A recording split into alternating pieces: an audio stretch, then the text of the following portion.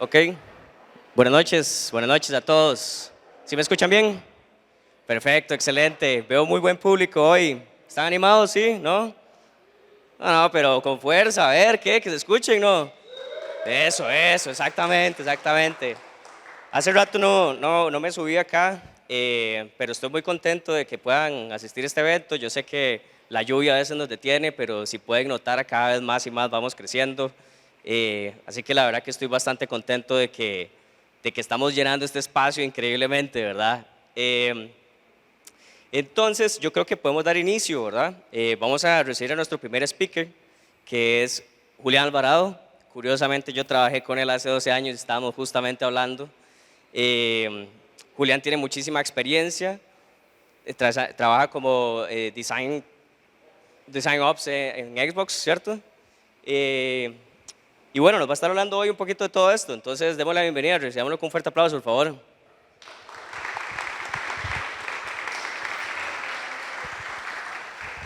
Muchas gracias, Mariano. Qué emocionante estar aquí con tanta gente. Usted me dice, a ver, ¿con este o con este? Ok, perfecto. Muchas gracias por venir y la verdad es que súper emocionado con compartir con gente nueva siempre. Básicamente, bueno, hablando con Mariano, me decía a mí, bueno, yo trabajo más en el área de diseño, trabajo un montón con ingenieros, con PMs, que sería algo interesante de empezar a explorar. Y él me decía, no, búscate un tema que esté como en el medio, en el medio del camino, ¿verdad? Y recientemente venía compartiéndole a otro equipo, digamos, ahí dentro de Xbox, entre ingenieros, product managers, program managers y diseñadores sobre cómo manejar expectations o expectativas, porque es un tema en el que sobran los memes en internet, ¿verdad? Y en el que muchas veces tiende a haber mucho malentendido. Desde el momento en que llega el PM y nos viene a hablar de lo que queremos desarrollar, hasta el momento en el que nosotros hablamos con diseño y empezamos como, mira, pero no necesariamente eso se puede hacer porque hay un impacto en la base de datos, hay un impacto en el API que no es tan sencillo cambiar en el UI, nada más. Entonces el tema de las expectativas es algo que yo creo que nos sirve a todos independientemente de la función. Entonces lo que quería compartirles un poco de cómo este tema viene a ser relevante después de 12, 13 años de estar trabajando en tecnología y como lo decía Mariano, desde que empezamos a trabajar allá en los tiempos de Prodigios, por ahí el 2014, esto viene haciendo el mismo tema año tras año, tras año, tras año. Y por alguna extraña razón seguimos encontrando fricción en el mismo tema. ¿Quién soy yo? Ahí para que nos conozcamos un poquitito más. Bueno, ya Mariano lo dijo, empezamos en Prodillos por ahí el 2014, trabajamos como un año y medio juntos en diferentes partes de la organización. Por ahí estuve trabajando en blockchain con la gente de EOS, desarrollando contratos inteligentes. Por ahí he estado en otras empresas de desarrollo, en marketing también. Y lo más reciente fue en Amazon, levantando un equipo de diseño para Prime Video. Donde trabajábamos con gente de producto, gente de marketing, gente de negocio, entonces se volvió toda una escuela hasta este año que entré a Xbox y ahorita estamos trabajando un producto para desarrolladores de videojuegos. Entonces ahorita la experiencia viene moviéndose más hacia entender más cómo es el ambiente de desarrollo en gaming. La experiencia que les voy a compartir hoy viene mucho de la experiencia con Amazon, porque trabajar con equipos de ingeniería en Amazon es un ambiente súper agresivo, no solamente con el equipo de ingeniería, sino con el equipo de marketing también, entonces por ahí pueden entender un poco cómo nos topábamos con este meme todos los días. Y una de las cosas que a mí me hace sentido tratar de hacer como un tipo de retrospectivas cuando empezamos a trabajar en tech. Lo primero que pasa es que salgo de la U o estoy aprendiendo solo y lo primero que me topo es cómo hacer websites. Si salgo a la calle y me topo con un proyecto de WordPress y viene el cliente y me dice, bueno, mira, yo necesito un website para vender y quiero que lo primero que pase por ahí es la tarjeta de crédito. Yo me vengo, me siento, busco un templatecito por allá y empiezo a trabajar algo bonito. Probablemente trabajo con un diseñador por allá para hacer un layout 20s y le pongo el gateway ahí del back San José y se lo presento al cliente y el cliente dice, pero esto no es lo que yo quería. Y uno, ¿cómo no? Pero si usted me acaba de pedir un website y que pasara tarjetas. Exactamente, esto nos pasa todos los días. llega el PM y nos pide, mira, es que queremos, qué sé yo, mandar información a cierta base de datos, queremos desarrollar un modelo de datos diferente. O sea, póngale nombre en cualquier área, en DevOps, en infraestructura, en diseño, en cualquier lado, nos vamos a topar con esto. Y el problema es lo que yo quiero como usuario final, lo que yo quiero como dueño del negocio, lo que probablemente la persona a la que le estoy comunicando lo que quiero va a entender, y lo que recibo termine siendo algo totalmente diferente.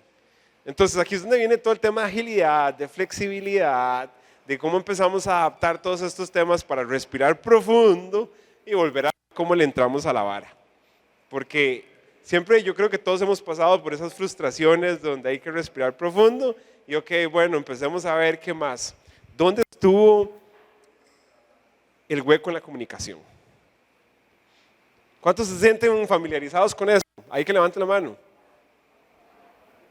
Yo veo muy pocos ahí. Apuesto que más de uno ya pasó por eso, ¿verdad?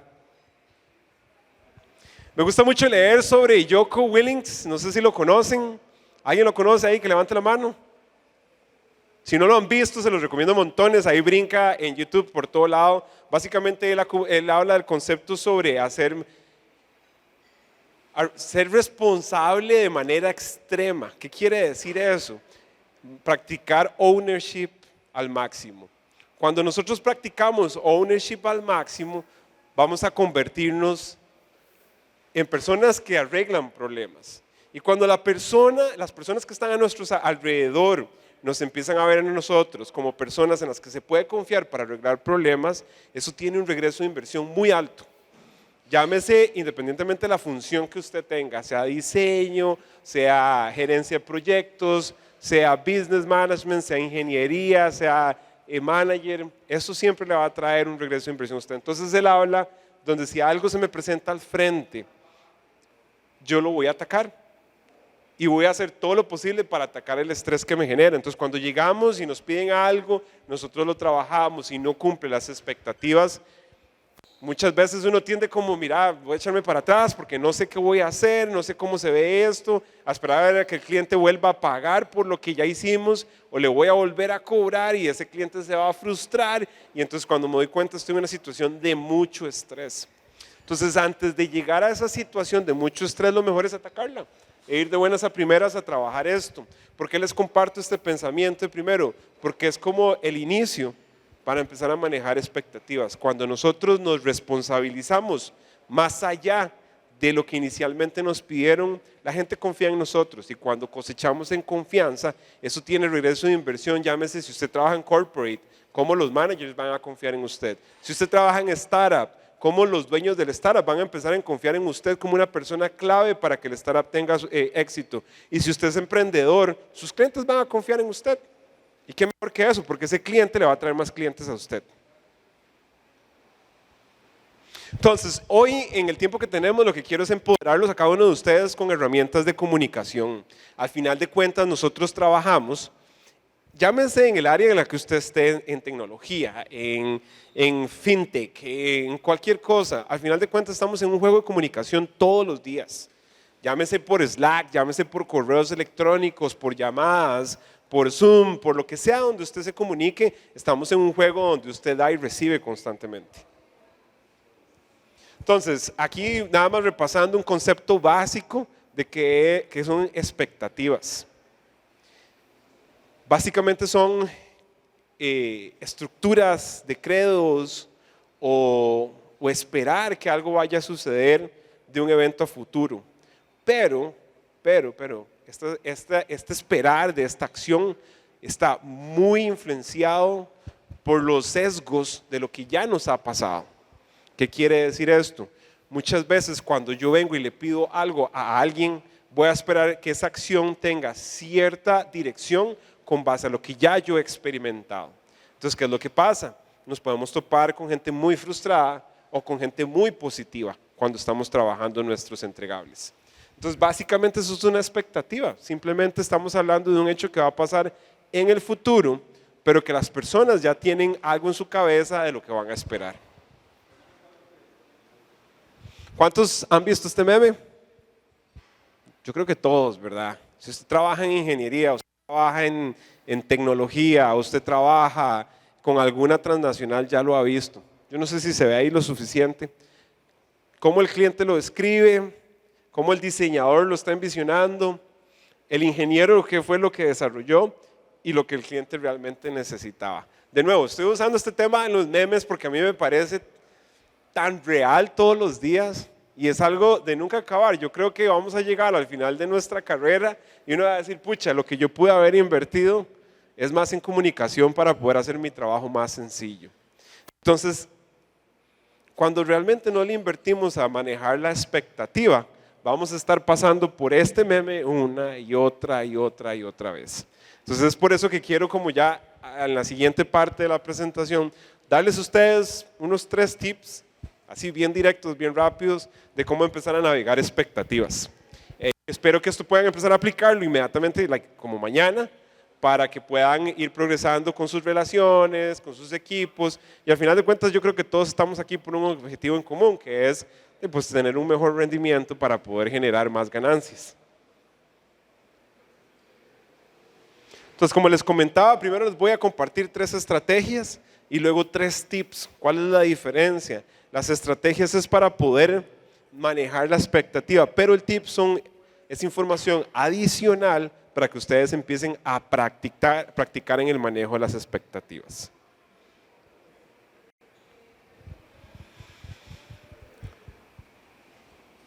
¿Qué es comunicación clara? Como les decía, estamos en el juego de la comunicación. Cuando estamos trabajando en tecnología, esto es clave en el día a día.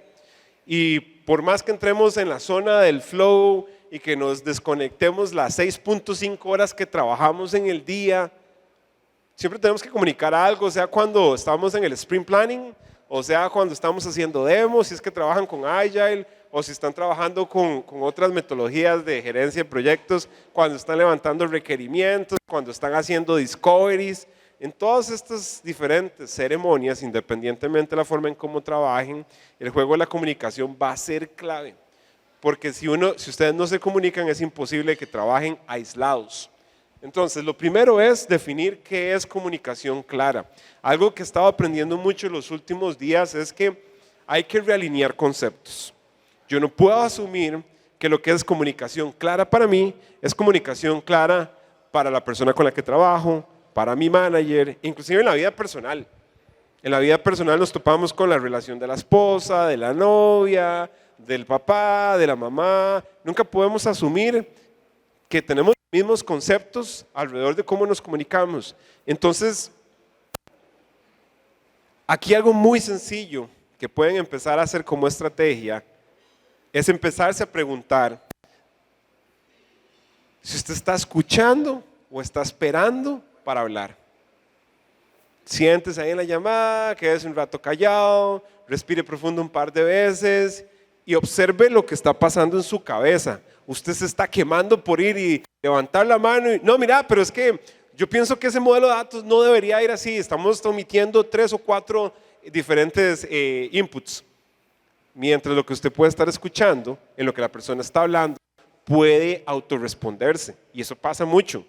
Es mejor esperarse en reaccionar que irse de buenas a primeras a ver qué colaboro.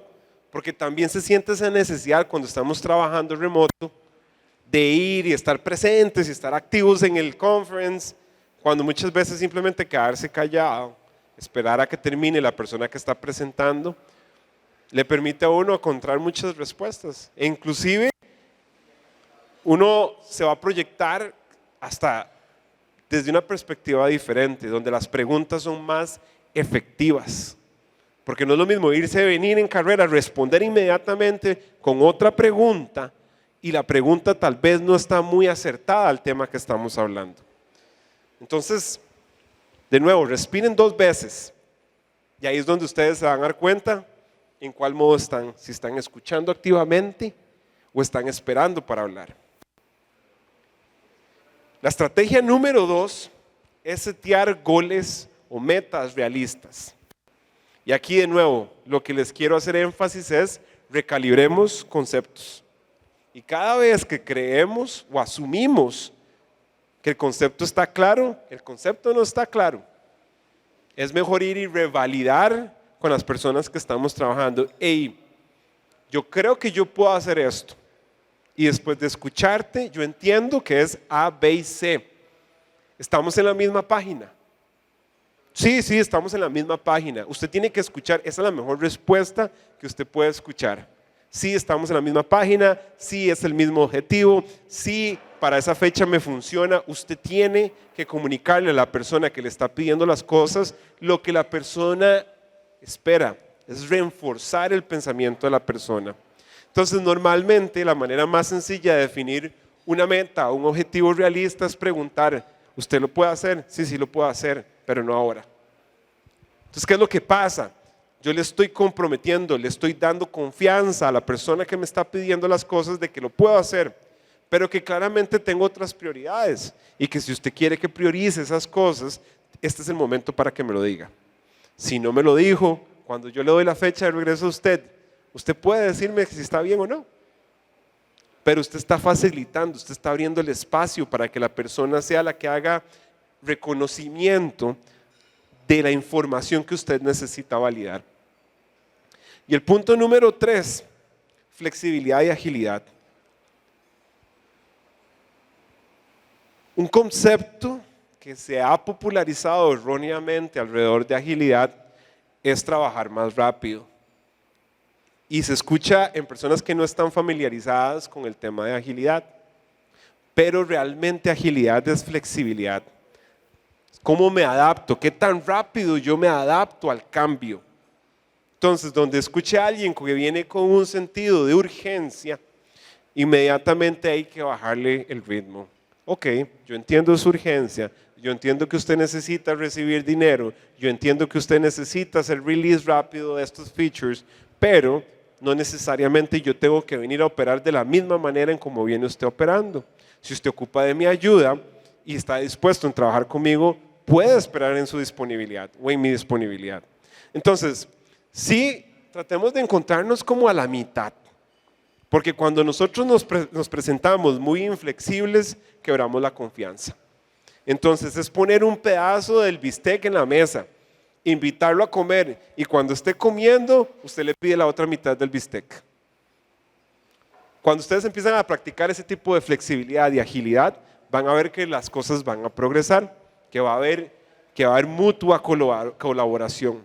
Y al final de cuentas, cuando pregunten, mira, ¿cómo le fue trabajando con Mariano? Mira, para mí Mariano es una persona en la que yo puedo confiar 100% siempre. Que no necesariamente está disponible, estamos de acuerdo, pero que si yo confío en él y entonces la próxima vez que yo vengo donde Mariano, ya sé cómo son las reglas del juego. Entonces, haciendo un poquito de recap sobre las estrategias, redefinamos conceptos. Y una vez que tenemos esos conceptos claros, nada más apliquemos un poquito de agilidad, que es la velocidad de adaptación al cambio. Y ahora 3 tips adicionales para que ustedes empiecen a practicar mañana de cómo empezar a manejar expectativas. Sea específico, como número 1. Nos pasa mucho que trabajamos o hablamos, o la manera de hablar popular es con adjetivos incuantificables. Entonces, una de las cosas claves para nosotros empezar a generar confianza es ser lo más específico posible. ¿Cómo? Bueno, muy sencillo, minimizando la abstracción en los conceptos en los que yo manejo. ¿Cómo? Simplemente cambiando el marco de la narrativa, usando menos adjetivos que no puedo cuantificar, como cuáles. Hoy tengo mucho trabajo. Y llega el manager y le dice, mira, pero es que necesito que me ayudes con estos stories. No, pero es que tengo demasiadísimo trabajo. ¿Cuánto es demasiado? Entonces el manager va a empezar a decir, bueno, vamos a ver el trabajo de esta persona.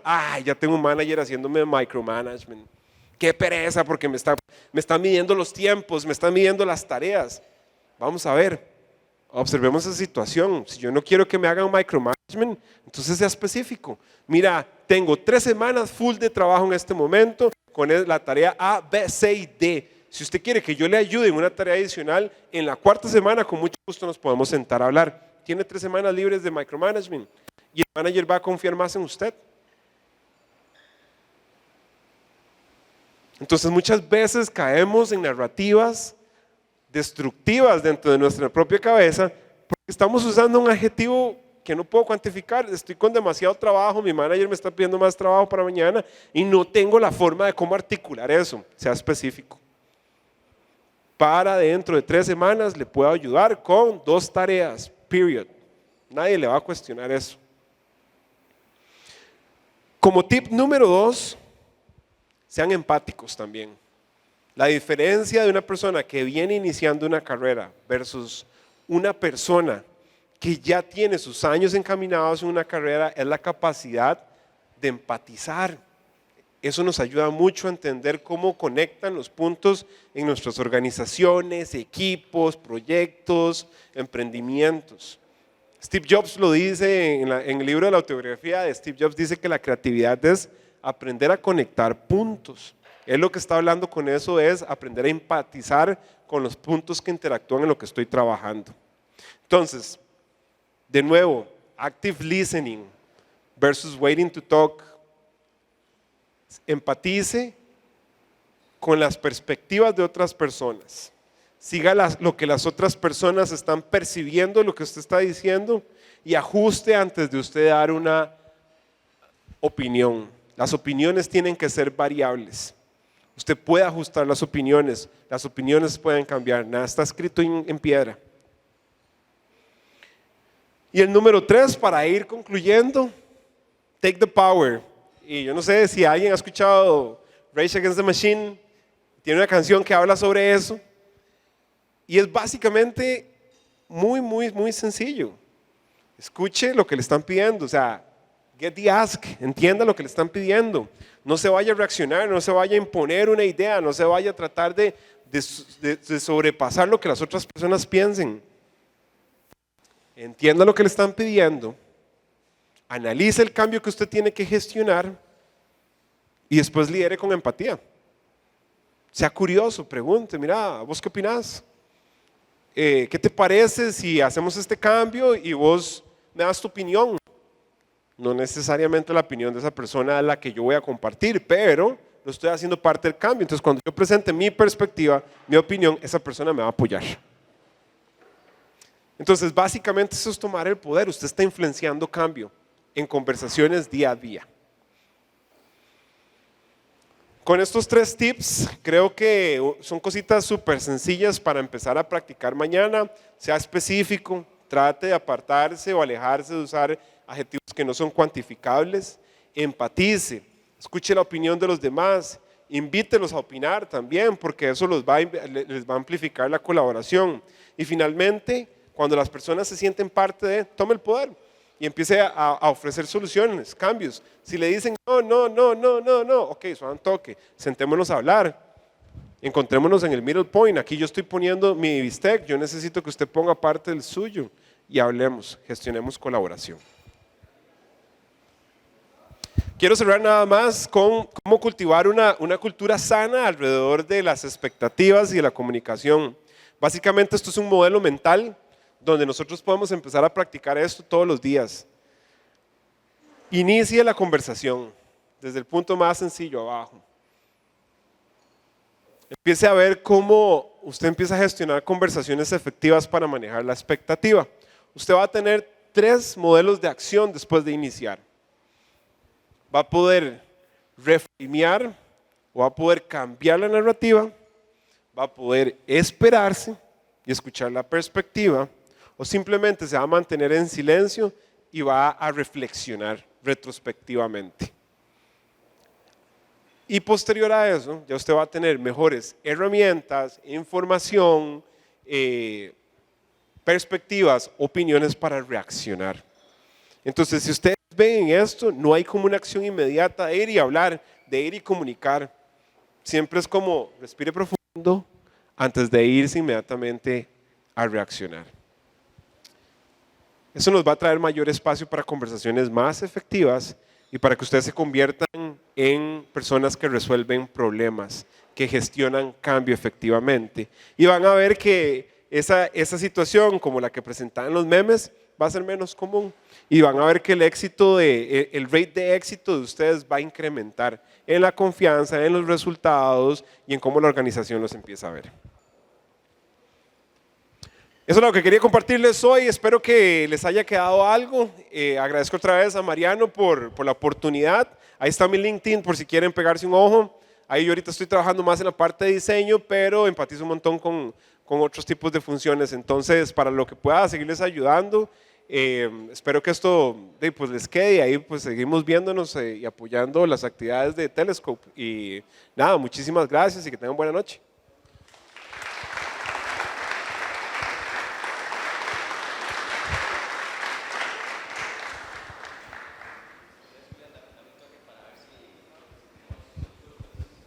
Sí.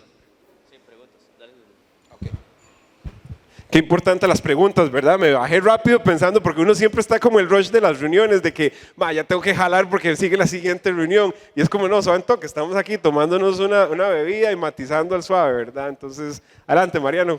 ¿Alguna pregunta?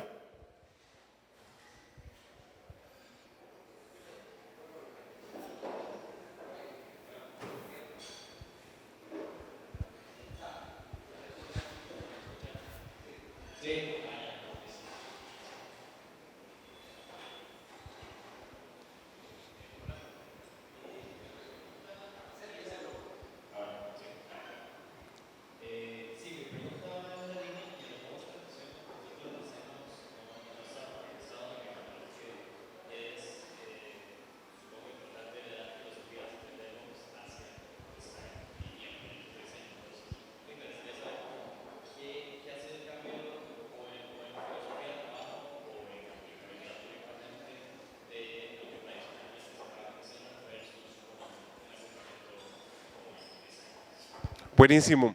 Básicamente, vamos a ver, la función de Design Ops había estado descentralizada por mucho tiempo en diferentes funciones, así como cuando inició DevOps, ¿verdad? Pero básicamente es el mismo concepto, es esta persona que conoce infraestructura, que conoce el know-how y que inmediatamente empieza a medir qué tan viable es lo que se está invirtiendo a nivel de infraestructura, ¿verdad? Eso es lo que se ve en la parte de DevOps. Design Ops es prácticamente lo mismo desde una perspectiva del manejo de los procesos, el staff o el recurso humano y también cómo llevamos a generar qué diseño tenga un impacto en la organización de producto en la que estamos trabajando. Entonces, digamos, diseño muchas veces se puede ver como diseño visual, que son los assets que mandamos a desarrollo, o también diseño de innovación, ¿verdad? En la parte de product thinking.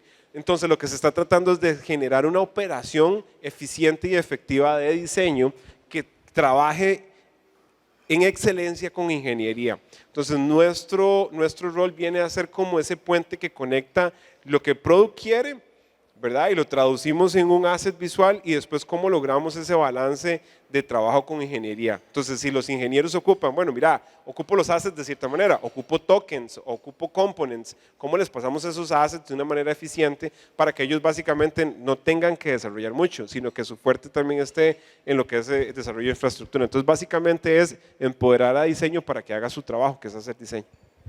¿Te queda claro? Súper, súper. ¿Alguna otra pregunta? ¿Algún caso que quieran ver? ¿Alguna situación que estén pasando donde quieran tener un consejo?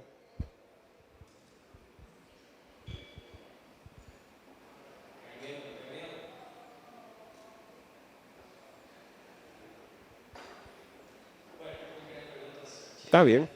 Perfecto. Un gusto.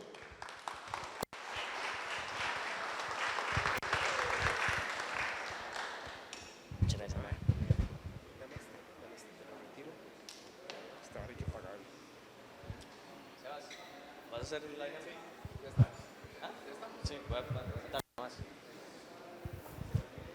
Ok, entonces muchísimas gracias de nuevo a Julián por la colaboración. Estamos muy contentos, súper buena charla.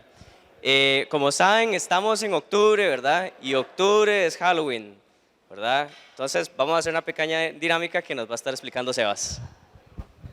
Bueno, muy bien. Bueno, como Mariano dijo, es el Spooky Month. Entonces, la idea es, vamos a estar como regalando botellas, ¿verdad, Mariano? Sí. Vamos a estar regalando botellas a las personas como que cuenten como la historia de terror como más grande que les haya pasado mientras hayan estado trabajando coding o related. Yo no soy coder, yo soy diseñador, pero por ejemplo mi historia de terror podría ser como cuando le entregué un link con un diseño desactualizado a Mariano y me fui de vacaciones. Llegué y estaba todo desarrollado y yo, uff, de ahí hay que apechugar, hay que corregir. Pero bueno, todo bien. Entonces, la idea es como levanten la mano los que quieren pasar a contar como su historia y ya saben, se pueden ganar una botella. ¿Quiénes quieren pasar? Bueno, muy bien, vení. Sí, sí, tienen que venir varios porque al final de cuentas vamos a votar por cuál es la historia que nos asustó más y el que nos asusta más entonces se lleva la botella. ¿Quiénes más quieren pasar? Vení. Una botella de Telescope. Ajá. Sí, una botella de agua de Telescope.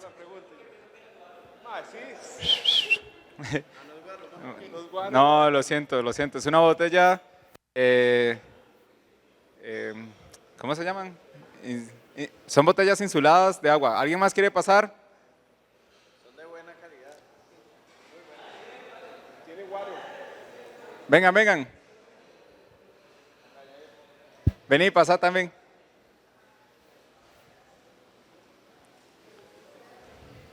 Bueno, muy bien. Entonces, ahora ellos nos van a contar como sus historias de terror y después vamos a hacer como una ronda de votación como para ver quién realmente se gana la botella dependiendo de su historia.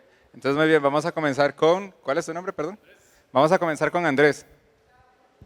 Hola, buenas noches. Soy Andrés. Bueno, entendí que era una historia de terror así que el estilo del trabajo, ¿no? Ok. Estaba trabajando para esta empresa que el código que iba para desarrollo de una vez se deployaba a producción. No sé, era un estilo. Todo se manejaba con feature flags. Yo decidí mandar un feature y yo dije, me llamo Andrés y confío en mí mismo. Bueno, lo mandamos y después yo me fui a... hace varios meses estaba esta cosa de los carros. Yo me fui tranquilo, desconectado de todo. Y después veo ahí en Slack que me mandan varios mensajes, hey, esto reventó producción. El problema es que esa aplicación era de subastas, entonces muchos usuarios estaban teniendo problemas para hacer las subastas. Era todo un rollo. Y eso fue el terror. Pasaba lo siguiente, que el viernes se hacían los post-mortems de todos los bugs que salían a producción, entonces yo estaba asustado porque era como las primeras semanas que estaba en el trabajo. La cosa es que ahí estaba el CTO, entonces yo estaba así como un poco intimidado de esa situación. Por dicha no pasó a más, solo fue como tengo más precaución al momento de mandar features. Eso es todo. Eso.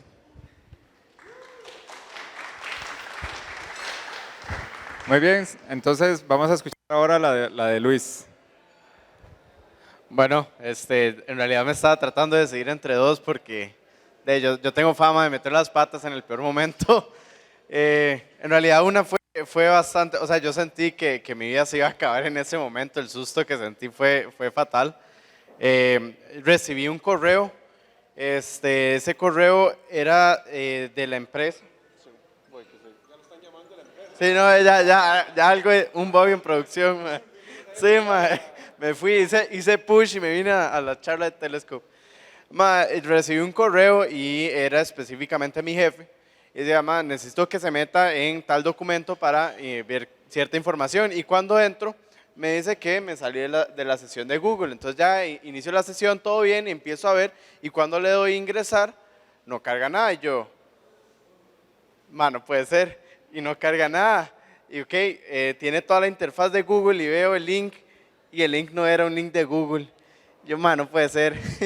Y ya metí la información. En ese momento yo manejaba temas sensibles en el correo, entonces, o sea, yo solo veía, la fecha era un 19 de diciembre. La mayoría de las personas estaban de vacaciones, específicamente mi manager. Y lo tuve que hablar. Él estaba de hecho haciendo hiking en montañas y por dicha tenía internet en el momento y me dice, mae, cambie todas las contraseñas ya en este momento, cambie todo, elimine no sé qué, empieza a tirarme y yo, mae, ya blanco, empiezo a eliminar todo y como a la media hora me llega otro correo, tienes que ver estos trainings, todos los trainings para evitar el phishing, esto era una prueba y acabas de fallar y yo, mae, la salvada, o sea, eso fue hace como 8 años, creo que hace tanto no era tan común, no sé si todos han visto uno de estos correos, pero definitivamente mi vida se fue por el drenaje por lo menos media hora. Eso fue. Déjeme sumarle algo. Yo me estoy sumando porque justamente me iba a poner a contar una historia parecida. Pero en la empresa también tenían ese tipo de pruebas y yo sí me di cuenta, no me pasó las de Luis, ¿verdad? Pero yo sí me di cuenta que el URL estaba malo. Entonces yo dije, esto va a ser una de las pruebas, voy a ver qué pasa, nada más, ¿verdad? Para que no les pase, les estoy salvando la vida. Y entonces di clic, porque la prueba era que no abriera links desconocidos. Y no me llevó a nada, solo llevó una página que decía, como has fallado la prueba. Ya, bueno, listo, eso es lo que pasa, no pasa nada más. A los 5 minutos me llegó un correo, tiene que repetir todo el entrenamiento de seguridad, porque falló la prueba. Perdón. Sí, Julián. Ma, ¿qué empresas, o sea, cómo les ponen esa vara, ma? Qué sudada, más un 19 de diciembre. Ma, la verdad es que estábamos lanzando el servicio para Alemania, creo que era para Alemania, y estábamos diseñando una serie de layouts para mandar a Google y para mandar a LG y a, ¿qué más? Era Apple, entonces estábamos trabajando con partners. Obviamente ellos tienen como sus Windows para meter estos assets. Si ese Windows se pasa, de ya el release de la nueva versión de la aplicación cromó y hay que esperarse hasta el siguiente Windows. Entonces un montón de waiting time, es un tiempo de plata que no se percibe, impresiones que no llegan, engagement que se pierde, los contenidos no se ven y entonces es una cagadota para el negocio. Y entonces viene este diseñador y le digo, mae, me dice, mae, me voy a ir de vacaciones 30 días y yo, la pucha, 30 días, ¿para dónde vas? Es que voy para un festival en Europa, pero todo bien, yo te dejo todo listo y no sé qué. Y yo, ok, está bien, dale, mae, qué chiva que puedas irte con esa confianza. Eso sí, deja el brete listo y asegúrate que todo quede centralizado en un cloud, porque si otro diseñador tiene que entrar a bretear, no dependemos de vos. El mae se viene, se pone a trabajar, mae, todo listo, todo bien, y yo, ok, gracias, me despreocupo porque cualquier vara viene otro diseñador y se conecta y trabaja. Y él subió los assets y dejó la compu ahí y se fue para Europa. Y la compu nunca terminó de actualizar en el cloud. O sea, se le cayó la conexión, se le apagó la compu, se le puso a dormir el disco. Yo no sé qué pasó, que los assets nunca llegaron al cloud. Y dicho y hecho, a la semana que le andaba de vacaciones, brinca la bronca. Y no hay assets en el cloud, empezamos a revisar los assets y no están diseñados de nada. Ya tengo a todos los partners tocándome la puerta, madre, ¿qué? ¿Para cuándo esa vara? Y me cae ya como el director y me dice, ¿qué pasó con esos assets? Y yo, de ahí no, vamos a tener que empezar desde cero. ¿Cómo desde cero? Tenemos que pasarlos a la siguiente ventana, no sé qué. De ahí le tocó. Eso sí, ya pueden imaginarse qué pasó con el diseñador cuando regresó, ¿verdad? Sí, ¿no? Bueno, no, la mía no es tan crítica, siento yo. La cuestión es que estoy haciendo un sitio para un cliente que es su top prioridad en la agencia. Me dicen, necesito que lo chinee lo más posible porque es el cliente más importante que tenemos y por eso lo vamos a asignar a usted. Bueno, buenísimo. Voy, les hago el sitio, les envío el producto para demostración. Es un sitio que recibe donaciones. Lo ponemos a correr por un mes para que recolecte donaciones y vaya moviendo los dashboards, viendo como las gráficas y demás. Me dicen, listo, hágale deployment de esa producción y sigamos haciendo otras pruebas en staging. Voy, hago deployment de producción. Para hacer pruebas en staging necesito limpiar la base de datos, entonces me meto y hago un llamado, un bulk API al CMS de staging para borrar los datos y empezar las pruebas de cero. Corro el bulk delete. Me voy y fijo en el sitio de staging y veo las transacciones. Y yo, qué raro, debe ser caché. Refresco, sigo viendo los datos, qué extraño. Me empieza a palpitar el corazón, yo, algo pasó, porque el delete me dio success. Voy y reviso en Postman, tengo la URL del API de staging y yo, qué raro, ¿qué es esta vara? Voy y me fijo en producción y está vacío. La verdad es que la configuración de staging estaba en el API de staging correcto, pero la base de datos estaba pegada a la base de datos de producción detrás del servidor. Y de ahí me eché todas las transacciones. Pero por dicha me había acordado que hace como una semana había sacado un snapshot de la base de datos y no habían ido más transacciones después de eso. Hablé con el cliente, le dije, se perdieron 1 o 2 días de datos, pero de ahí aquí está la vara. Pero bueno, esa fue mi historia de terror. No pasó nada por el final, todo bien.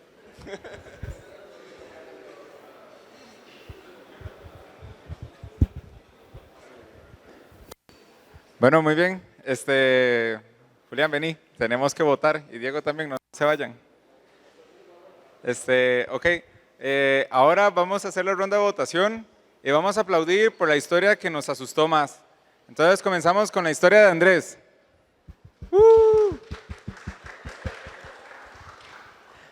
Vamos con la historia de Luis.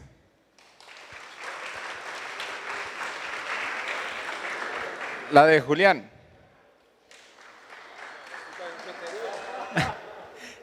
Y la de Diego.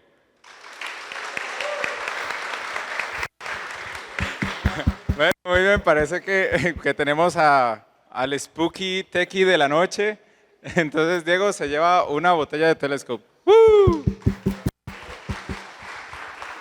bien, si quieres. Nada más un pequeño bonus, una pequeña historia de terror que era la que iba a contar inicialmente. La semana pasada me llama un cliente y me dice, necesitamos este mismo cliente súper importante, un diseño urgente para una semana. El diseñador en vacaciones. Me pongo a correr a ver cómo hacemos, dejarles el diseño lo más presentable.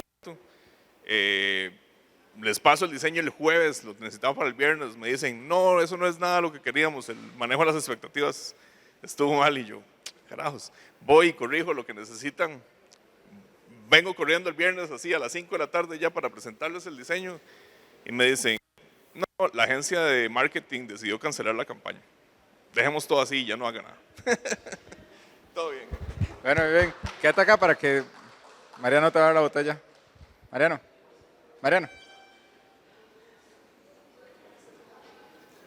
De ahí. Ok.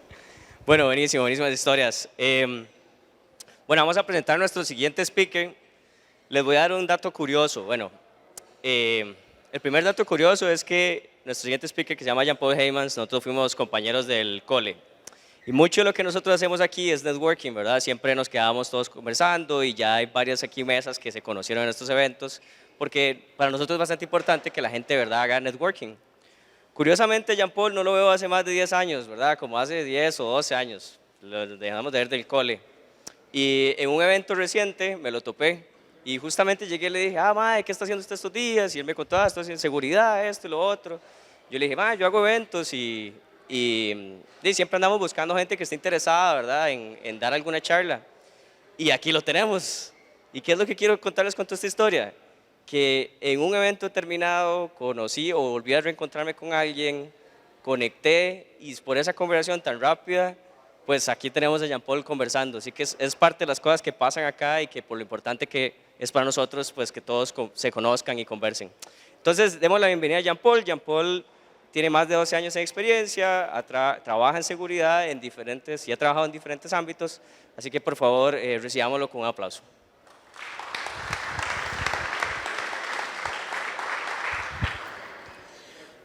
Bueno, muchas gracias.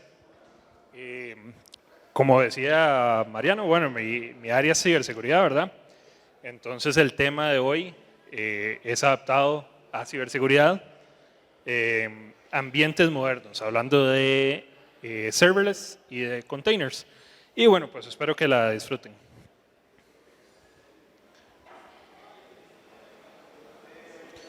Ok, entonces para hablar un poquito de mí, de mi experiencia, etcétera. Bueno, mi nombre es Jean-Paul, tengo alrededor de 12 años de experiencia en IT y ciberseguridad.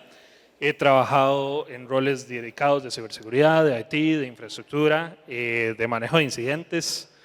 Me ha tocado ver bastantes historias de terror protegidas de NDA, pero bastante material, digamos, y en áreas de operaciones.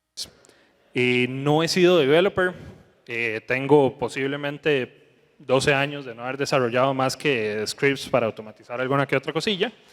Y lo que me respalda, digamos, para venir a hablar aquí del tema son, bueno, estas certificaciones que tengo en áreas de seguridad, de cloud, de infraestructura, etc. Y vamos a tocar hoy en 5 temas, está la presentación, esta introducción breve que estamos haciendo, vamos a refrescar un poco de conceptos, vamos a ver superficie de ataque de este tipo de ambientes. Un ejemplo aplicado, digamos, no me atrevo a hacer un demo live, pero por lo menos un diagrama y explicar cómo puede funcionar un ataque y qué podemos hacer para protegernos. Entonces, iniciamos. El primer concepto, ¿verdad?, que tenemos es containers. Muy probablemente para todos o para la gran mayoría aquí es familiar, pero para redefinirlo y para estar todos en la misma página de que estamos hablando, un poquito de manejo de expectativas, tenemos básicamente los containers son un modelo de arquitectura. Entonces, hace muchos años, cuando íbamos a desarrollar una aplicación, teníamos el modelo tradicional, ¿verdad? Teníamos una capa de hardware, hardware no necesariamente solo servidores, ¿verdad? Hablamos redes, pueden ser múltiples servidores, puede ser incluso cosas como la conexión a internet, como la conexión incluso eléctrica, toda la parte de hardware la abstraemos y encima de eso montamos un sistema operativo. Ese sistema operativo tiene sus librerías, tiene sus binarios, etc. Y sobre ese corríamos aplicaciones. Tiempo después pasamos a los ambientes virtualizados, que nos dan la ventaja de que ya no tenemos que tener esa relación casi que 1 a 1 entre hardware y software. Empezamos a tener máquinas virtuales, perdón, que las montamos sobre un sistema operativo host y eso nos da bastantes ventajas de practicidad, de mejor uso de recursos, etcétera, que pues a ustedes no tengo que decirles, y además desde el lado de seguridad nos permite aislar.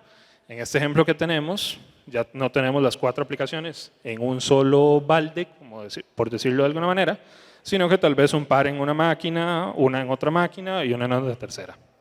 Nos da mucho más portabilidad, podemos pasar la carga de trabajo de un hardware a otro, podemos respaldar toda la máquina entera en vez de tener que restablecer si algo plaza todo el sistema. Y bueno, pues resulta una solución sumamente útil donde están montadas infraestructuras gigantescas y muy interesantes. Pero ¿qué pasa? Ahí tenemos en cada máquina virtual el sistema operativo. Entonces, imaginémonos que tenemos un ambiente con cientos de servidores virtuales, tal vez es un ambiente que mayormente puede ser que use Windows. Imagínense la cantidad de recursos que estamos desperdiciando ahí, ¿verdad? Y la cantidad de trabajo extra en mantener esos sistemas operativos. Entonces, de ahí es donde sale una buena parte de la ventaja de los contenedores. ¿Qué es un contenedor? Esencialmente, cambiamos un poquito el orden, tenemos hardware, tenemos un sistema operativo encima de ese, y lo que llamamos un orquestador, que es esencialmente el que se encarga de darle los recursos de esas funciones, digamos, de kernel, por decir así, de sistema operativo, para que nuestras aplicaciones solo necesiten tener sus librerías y binarios, un ambiente de ejecución y el código y lo que necesitamos ejecutar. Entonces, me imagino que la mayoría han trabajado con alguna solución de estas. Tenemos, bueno, Docker, tenemos Kubernetes, súper famoso, tenemos el XC, OpenShift de Red Hat y básicamente todos los proveedores populares de nube tienen su ambiente. Amazon tiene Fargate, por ejemplo, que es un propietario, y los 3 tienen sus Kubernetes. Pero bueno, cuando hablamos de nube, cambia un poquito el modelo, ¿verdad? Porque obviamente hardware y todo eso no lo tenemos nosotros. Entonces, ¿a qué nos referimos cuando tenemos contenedores en nube? ¿Qué cambia? Bueno, lo primero, estoy seguro de que ya lo han visto, hasta en camisetas o en memes o lo que sea, la nube no existe, ¿verdad? La nube no es nube, la nube es la computadora de alguien más, el servidor de alguien más. Entonces, partiendo de eso, ¿qué tenemos? Esencialmente, cuando vamos a usar un servicio de nube, tradicionalmente se ha clasificado en infraestructura como servicio, donde lo que nos proveen es esencialmente el hardware, procesamiento, memoria, almacenamiento, redes, etc. Encima de eso nosotros podríamos montar nuestros sistemas operativos. Tenemos plataforma, donde nos dan ya el ambiente de ejecución, nos dan servicios que podamos consumir para nuestras aplicaciones, y tenemos el SaaS, que es la aplicación al usuario final. Los containers en nube caen más que todo en el nivel de plataforma como servicio, donde la nube se encarga del hardware, del sistema operativo, del orquestador, y nos asigna recursos para nuestros contenedores. Nosotros estamos consumiendo un servicio y el proveedor de nube está entregando un servicio. Entonces, ¿qué entramos acá? La nube está esencialmente funcionando como parte de nuestra entrega, ¿verdad? De nuestra infraestructura. Y eso involucra riesgos. Entonces, es apropiado refrescar un poquito el concepto de riesgo. Entonces, cuando hablamos en ciberseguridad, de la mayoría de las acciones que tomamos preventivas para evitar que nos pase una historia de terror, lo que estamos hablando es de tratar riesgos. Un riesgo lo definimos como una situación potencial, es decir, una vez que ya pasó, ya no estamos hablando de un riesgo, sino que estamos hablando de un incidente en la que una amenaza, que es una situación negativa, usualmente se asocia a algún actor de amenaza, pero no necesariamente. Una amenaza puede ser una inundación que afectó mi cuarto de servidores. Pero bueno, una amenaza explota una vulnerabilidad, que es algo que pertenece, digamos, al sistema de nosotros, al activo o lo que sea, y ese activo, que es algo que tiene valor, recibe un impacto. Entonces, para poner un ejemplo, si yo decido que después de que terminemos hoy voy a irme a pasear caminando por la sabana, hay un potencial, yo diría que posiblemente bastante alto, de que una amenaza, alguno de los compitas que andan por ahí, se acerque a preguntarme que si tengo hora, con otras intenciones. Esa amenaza explotaría la vulnerabilidad de que tal vez yo no soy antibalas, anticuchillos, ¿verdad? Y podrían comprometer un activo, que sería mi dinero, o incluso, bueno, mi salud, mi integridad, y tendría un impacto negativo. ¿Qué hacemos con los riesgos? 4 cosas, y casi que cualquier cosa que se les ocurra va a caer en alguno de esos. La primera es evitar el riesgo, el término en español usualmente se usa rechazo, es no hacer la actividad. Por ejemplo, no irme a caminar en la sabana ahorita a las 10, 11 de la noche.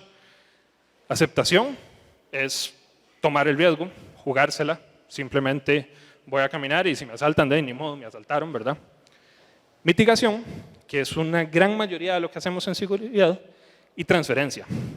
Transferencia es precisamente lo que haríamos cuando pasamos el ambiente a nube, porque el proveedor de nube toma control de esa parte de la infraestructura y por supuesto que tienen que darnos una garantía para que nosotros les podamos confiar esas cargas de trabajo, esas aplicaciones, esos datos que estamos usando. Pero ¿qué pasa? Esa aceptación, primero, no es completa, siempre hay un riesgo residual, en el sentido de que hay cosas que nosotros controlamos y en el sentido de que no es infalible. Puede Amazon ser hackeado mañana, puede caerse Google, puede perder nuestros datos Microsoft, perfectamente puede pasar. Entonces ellos obviamente implementan controles para evitar eso, pero siempre hay un riesgo residual.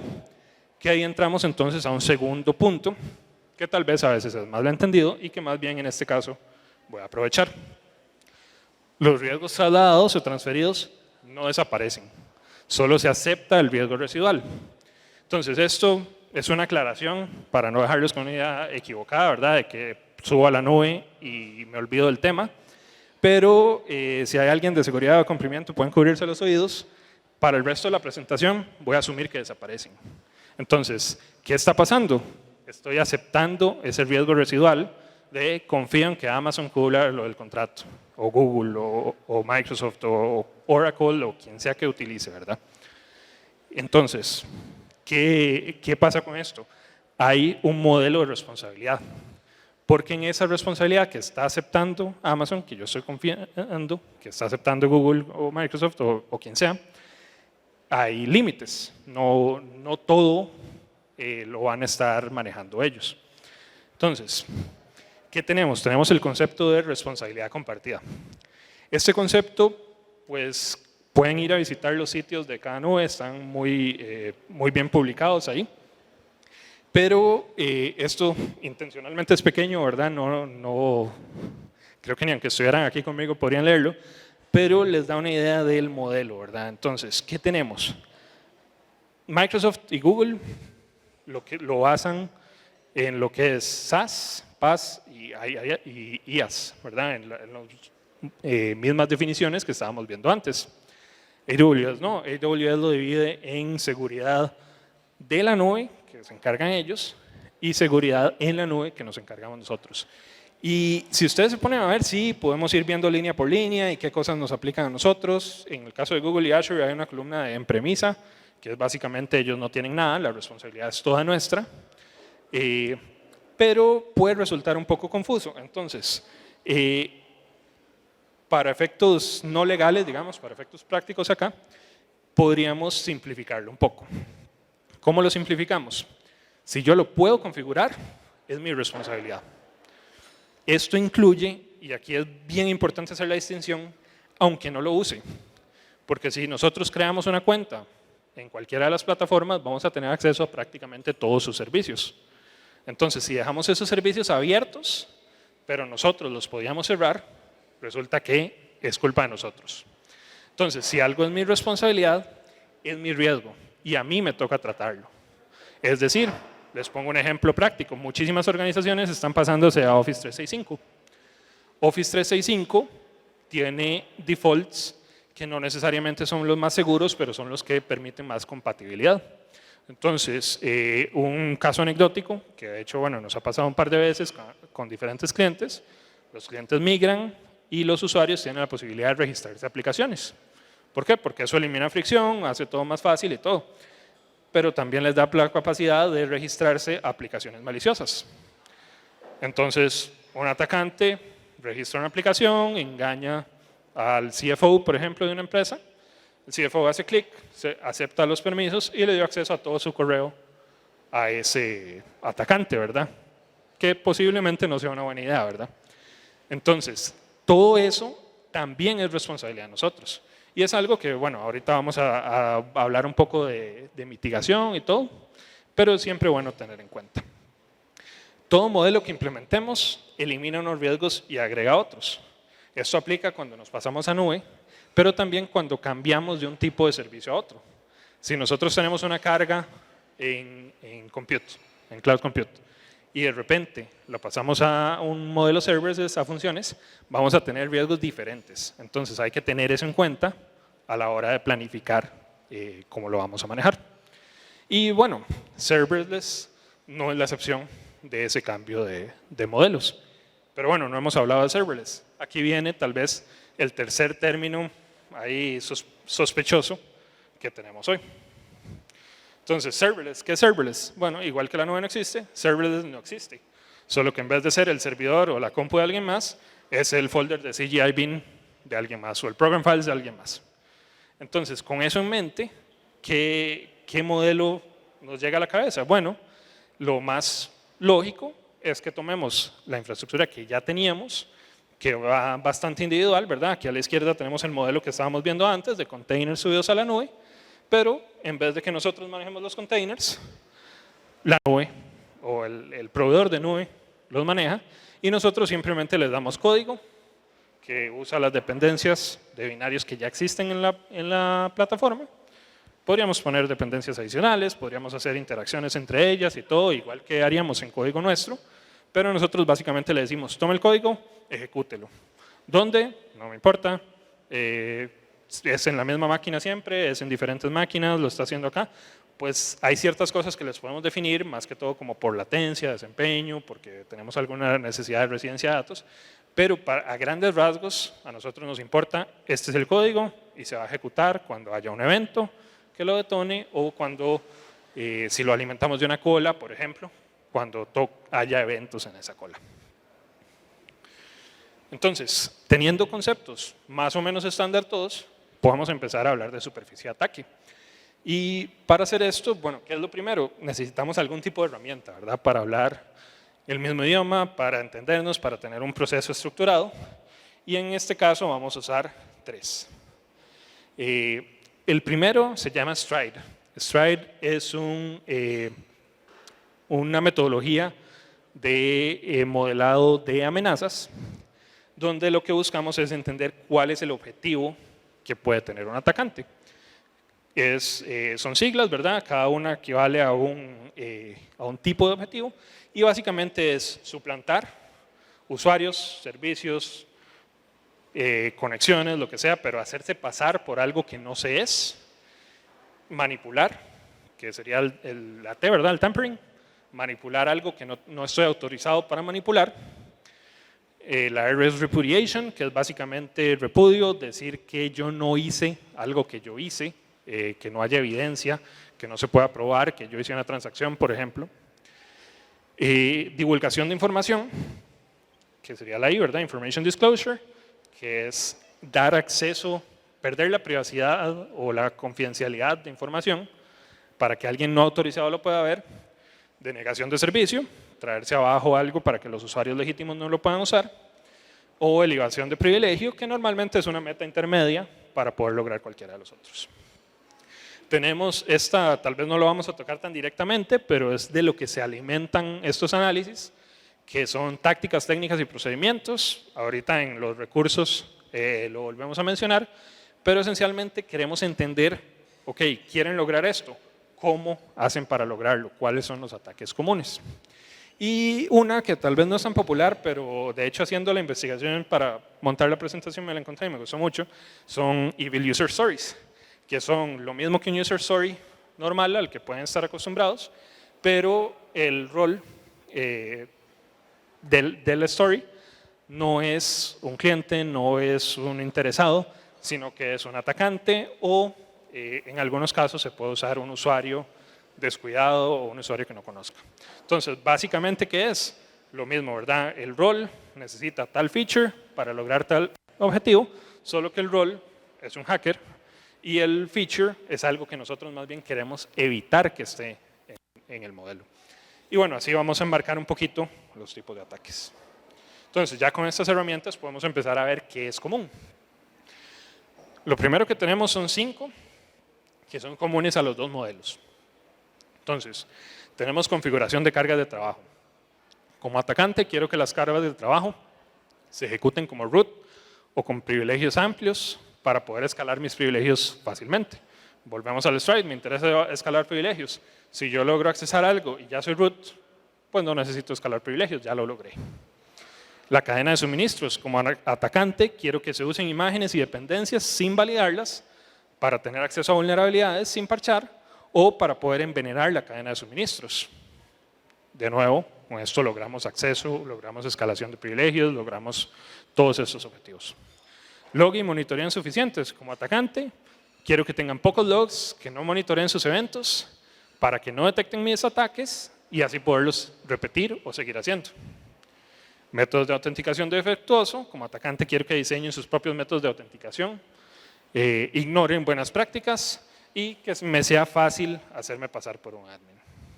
Como atacante, también quiero que almacenen sus secretos sin encriptar, accesibles a todo su ambiente, para poder leer, por ejemplo, un token que no tengo por qué poder leer. Entonces, estos nos aplican a ambos ambientes con ligeras diferencias, ¿verdad? En algunos casos es la función, la que tiene muchos privilegios, el contenedor, etcétera, pero más o menos van por la misma línea. Tenemos 5 acá que son más tendientes a containers. Entonces, Role-Based Access Control, demasiado permisivo. Usualmente, dependiendo del orquestador que usen, van a tener alguna forma de darle permisos a los pods, porque puede ser que los pods necesiten tomar acciones sobre el ambiente. Entonces, ¿qué pasa muy seguido? Bueno, no sé cuál permiso es el que me permite hacer esta acción específica, bueno, mejor le doy admin y me dejo de complicar. Entonces, como atacante, yo quiero que hagan eso, que le den permisos altos a los pods para poder moverme lateralmente a otros contenedores o, por qué no, al mismo orquestador. Ahora lo vamos a ver en el ejemplo, de hecho. Falta de políticas centralizadas. Como atacante, quiero que no habiliten políticas de seguridad. Por ejemplo, que no me pidan que las imágenes sean firmadas para poder yo inyectar una imagen que tiene lo que yo quiera usar, ¿verdad? Falta de segmentación de red. En general, casi todas las soluciones vienen con una red plana por default. Todos los contenedores que ustedes metan dentro de ese ambiente se van a poder hablar entre ellos, lo cual como atacante me interesa porque así me puedo mover libremente por ese clúster. Como atacante quiero que me permitan tomar acciones sin autenticarme, porque por supuesto así no tengo que hacer el spoofing. De una vez tomo la acción y logro el resultado. Y componentes desactualizados, pues si ustedes usan un componente que tenga una vulnerabilidad conocida, es usualmente tan sencillo como buscar un poco de código, buscar una prueba de concepto, buscar un módulo, ejecutarla y ya tengo acceso al sistema. Entonces, la contraparte de esto, algunos que son más específicos a serverless, tenemos inyección de código por eventos. Al final, inyección de código es algo que probablemente están familiarizados, ¿verdad? Es meter un input modificado de cierta manera para que se ejecute en el query, que se ejecute en el código, que se ejecute incluso en la misma función, ¿verdad? Pero acá tenemos un nuevo método para hacerlo. Por ejemplo, haciendo la investigación me topé una prueba de concepto muy interesante donde hay una función que se detona cada vez que se sube un archivo a un bucket de S3. Entonces, ¿qué pasa? Yo puedo hacer inyección de código modificando lo que voy a subir a ese archivo, cambiando el nombre. Y en este caso la prueba de concepto era muy sencillo, ¿verdad? Simplemente le ponían una URL para que hiciera el llamado a esa URL compartiendo un dato privado al cual la función tenía acceso. Entonces leo la variable, la envío en esa solicitud web y como el atacante controla ese servidor, pues recibe el secreto, ¿verdad? Agotamiento de recursos financieros. Como atacante me interesa que no limiten los recursos. Si ustedes tienen recursos ilimitados y tal vez su competencia les sirve que su página tenga problemas o que ustedes incluso pierdan dinero directamente, yo puedo hacer un ataque que se llama denegación de billetera, que me parece un nombre pues, muy creativo, donde simplemente empiezo a meter solicitudes y solicitudes y solicitudes y solicitudes de basura. La nube difícilmente se va a caer, tiene que ser un ataque de denegación de servicio gigante, pero a ustedes les va a llegar la factura. Entonces yo quiero que no tengan esas protecciones para poder aprovecharlas y que en vez de pagar $20,000 este mes, paguen 2 millones. Y ver qué pasa con ese impacto y qué ventaja le da, por ejemplo, a un competidor o qué daño le hace si se trata de alguien simplemente con un propósito como de hacktivismo o así. Como atacante, quiero que sus funciones me retornen errores detallados. Esto es muy similar a web, ¿verdad? Normalmente uno trata de no exponer la lógica del código a través de APIs, web, etc. Lo mismo aplica con estas funciones, porque para empezar, lo primero que pasa es que el atacante se da cuenta de que están usando funciones, si no es que ya lo sabía por otro mecanismo. Y además puede ayudar a hacer ingeniería reversa y a diseñar un ataque específico. Después, manipulación de flujo de ejecución. Bueno, yo quiero como atacante que se me permita ejecutar funciones de microservicios en un orden que no sea el esperado. Y de esa manera puedo inyectar mis payloads diseñados de cierta manera en lo que básicamente sería un race condition, ¿verdad? Escribo algo después de que ustedes lo escribieron, pero antes de que se lea, y eso voy a controlar esa entrada. Y por último, en esta parte, tenemos despliegues inseguros. Entonces, un buen ejemplo es, quiero que desplieguen sus recursos sin protecciones para yo poder acceder sin autorización. Por ejemplo, si sus funciones están diseñadas para ser internas, pero están abiertas a Internet, yo puedo detonarlas y puedo hacer el ataque de agotamiento de recursos financieros. Entonces, estos son 5 de cada cosa escogidos porque tal vez son como los más diferentes a infraestructura tradicional, pero más que eso, el punto aquí es que conectemos, ¿verdad?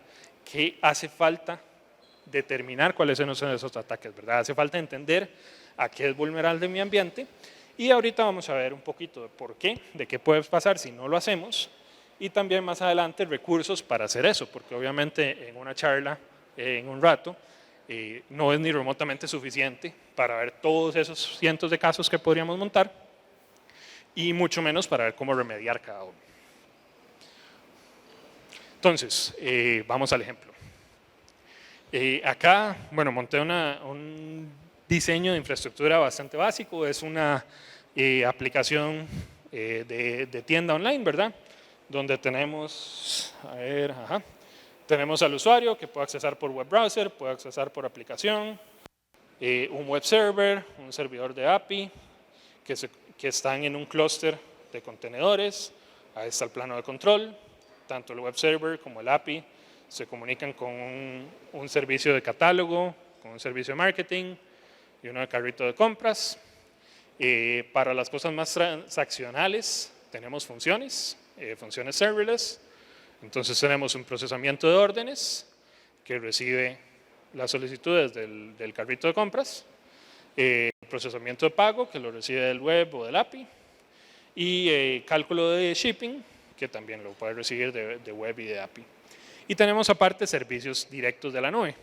Entonces tenemos un servicio de autenticación e identidad que usan el web y el API, ¿verdad? Una base de datos de compras que alimenta en general lo que tenemos aquí en el clúster. Y bueno, algunos de las partes de las funciones serverless. Un bucket para contenido estático que nos funciona como almacenamiento. Y el servicio de base de datos para el backend, que ya lo usaría la organización para otras cosas. Aquí obviamente omití componentes que habría que tener, ¿verdad? Pero más o menos es para ejemplificar cómo podría ser el ataque. Entonces, agreguemos un atacante, un actor de amenaza. ¿Qué pasa? Bueno, lo primero es que nuestro atacante no se va a molestar con la aplicación en el browser, no se va a molestar con una aplicación móvil. El servidor web y la API necesariamente tienen que estar expuestas a Internet, entonces eso va a ser lo que va a tratar de vulnerar. Resulta que el atacante analiza el servicio web, encuentra que estamos corriéndolo con root y tenemos una vulnerabilidad preexistente. Entonces, es muy sencillo, ¿verdad? Busco el exploit para esa vulnerabilidad, lo ejecuto contra el IP del servidor y tengo control. Acá entra un punto interesante. Hay gente que considera que como un container no deja, por ejemplo, hacer una conexión de SSH, significa que el container solo va a ejecutar el código que está en la imagen. Pero eso no es del todo así.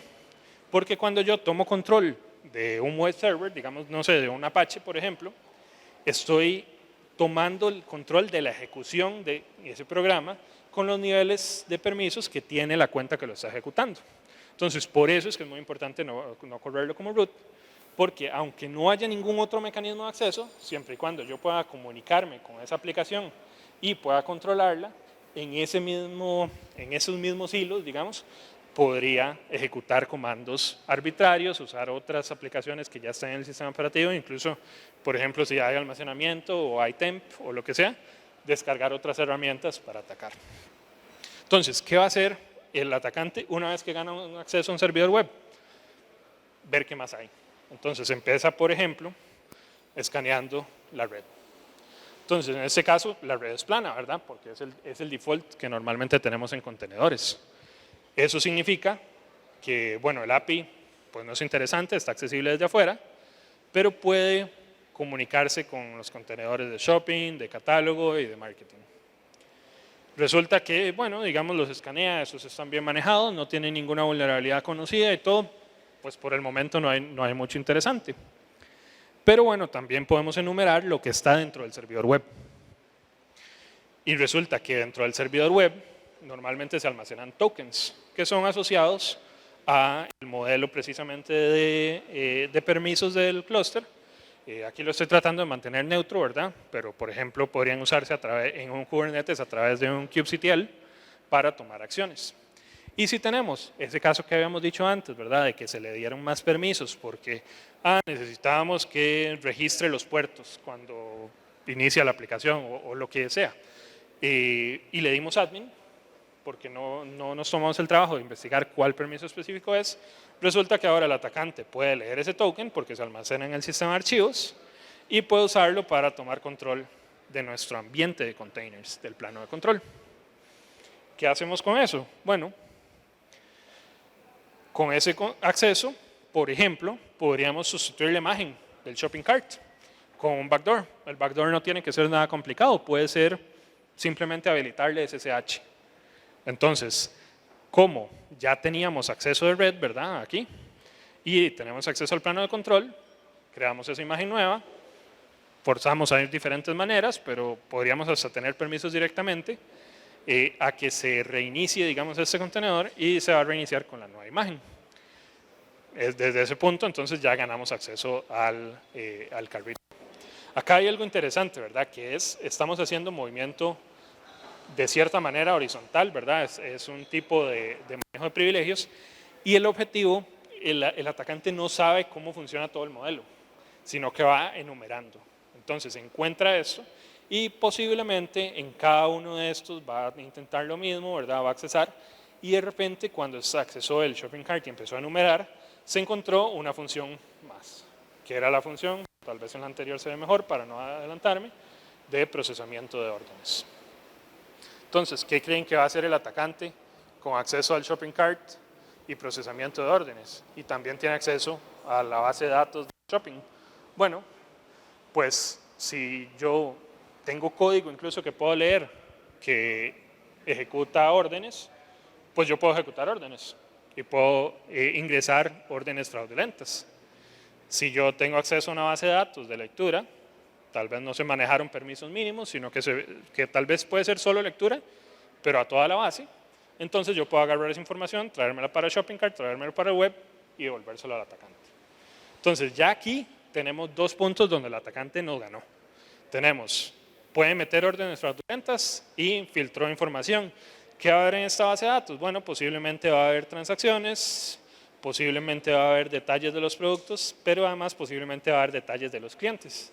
Y cuando los clientes encuentren sus datos en Deep Web, no van a estar muy contentos con nosotros, ¿verdad?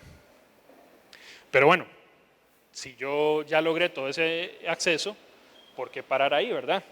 Vamos a analizar un poco qué hace el procesamiento de órdenes. Pues tomará sus acciones, pero tenemos una conexión acá que va para la base de datos de backend, porque alguien tiene que hacer el fulfillment de esas órdenes, ¿verdad? Cuando logramos tener esta conexión, aunque sea indirecta, podría haber una posibilidad de accesar acá.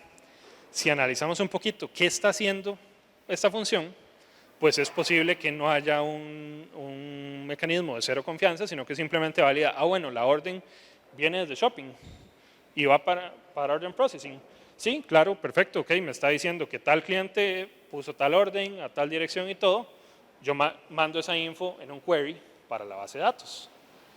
Y bueno, si yo estoy mandando parámetros en un query para una base de datos y yo controlo esos parámetros, puedo hacer inyección de SQL. Entonces, es relativamente sencillo, siempre y cuando tengamos esas condiciones, que acá en vez de decirle el cliente se llama Jean Paul, le digamos el cliente se llama apóstrofe, punto y coma, o 1 y entonces nos devuelva un montón de records, ¿verdad? Que es un ataque sencillo de SQL Injection.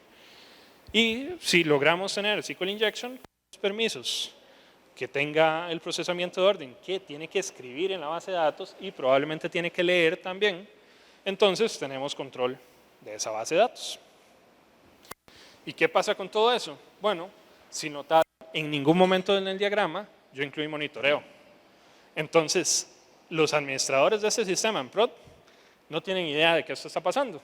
Ninguna de estas cosas ha ocasionado ningún daño. Si se metieron órdenes fraudulentas, posiblemente en algún momento alguien se dé cuenta cuando reconcilien contabilidad. Realmente pueden pasar meses con ese atacante con acceso al ambiente. Y bueno, ya que tiene acceso al ambiente, él sigue. Así como, digamos que para este ejemplo podemos asumir que todo lo que logró fue lo que ya hemos mencionado, sí se puede, por ejemplo, crear un mecanismo de persistencia. Ya para si alguien llega y parcha este servidor web, tal vez hay alguno de estos contenedores que está calificado para que apenas lance, haga una conexión solicitando un shell a una máquina controlada por el atacante.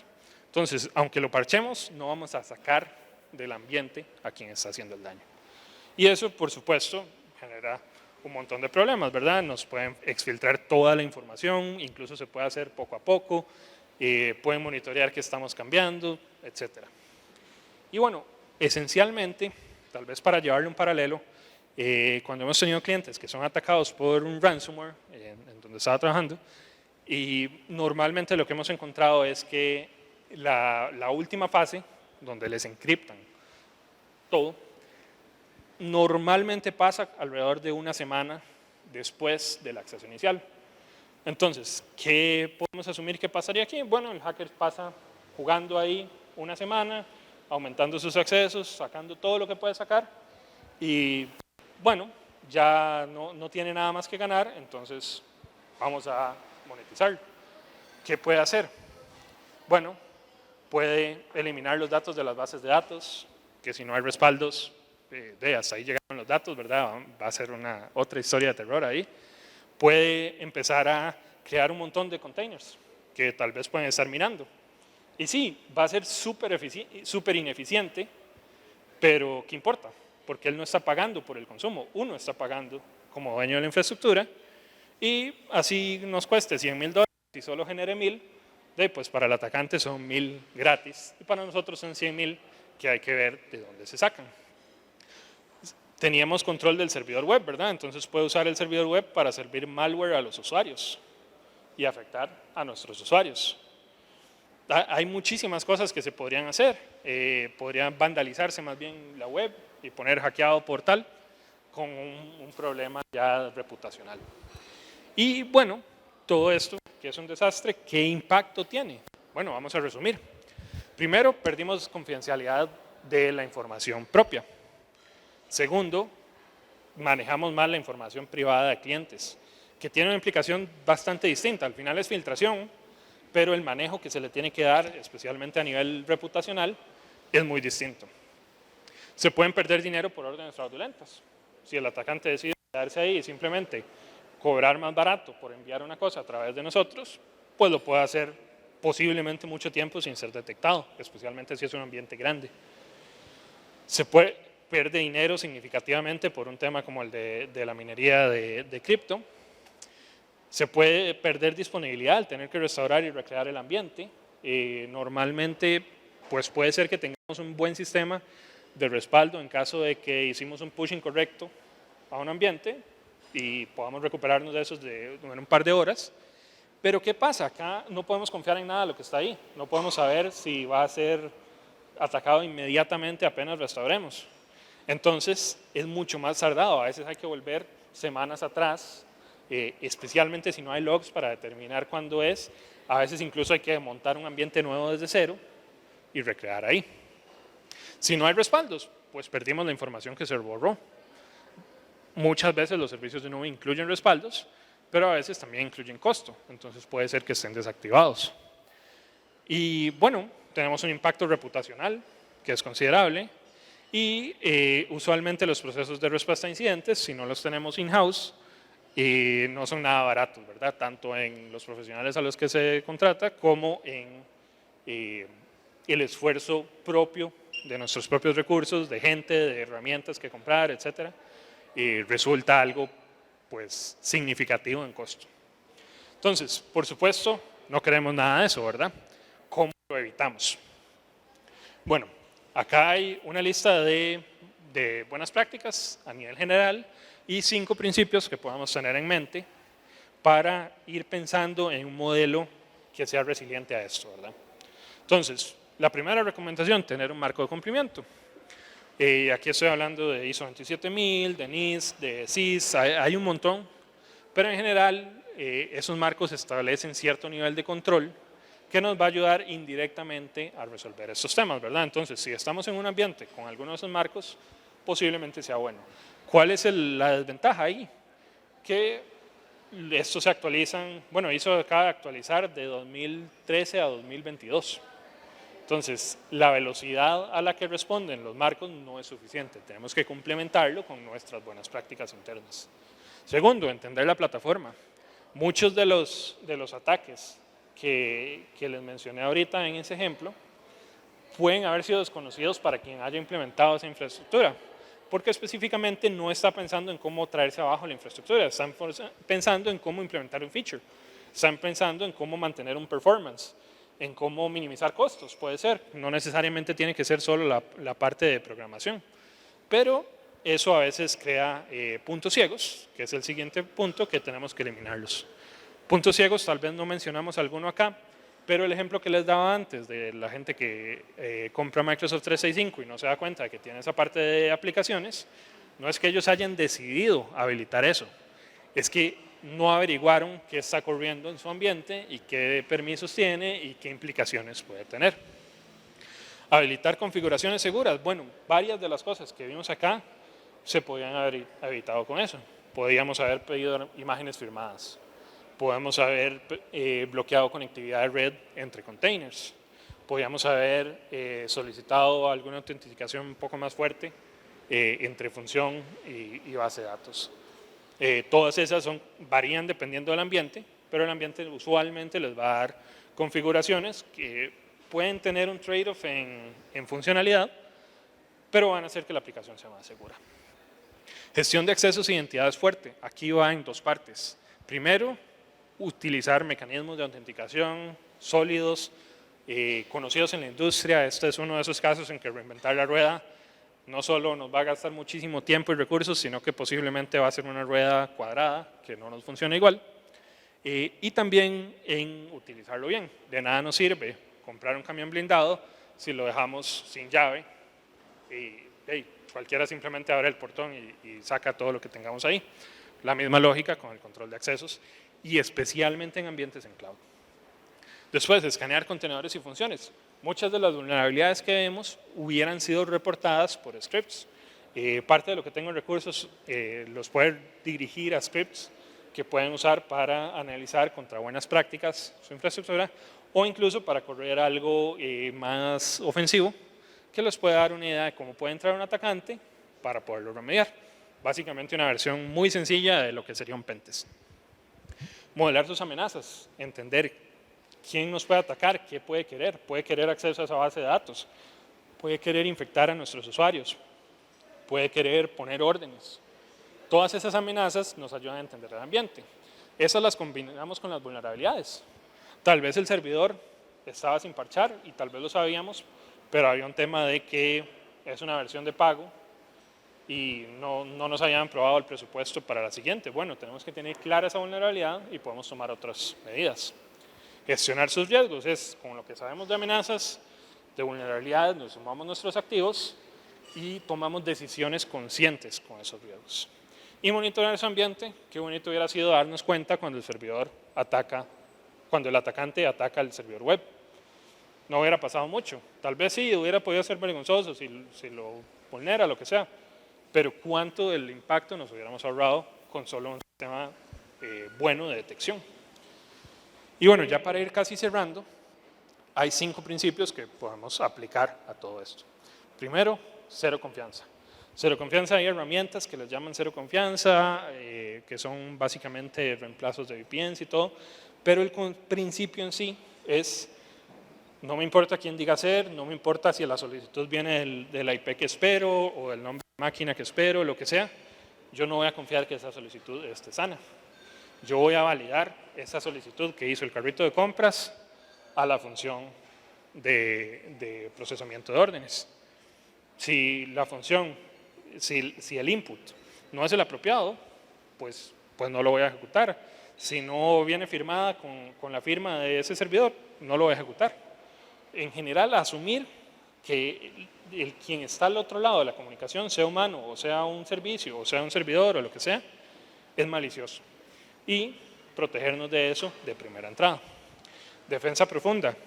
Si una pregunta que de hecho me gusta hacer en entrevistas es ¿qué control hubiera implementado para detener eso? Y la mejor respuesta es no hay un solo control.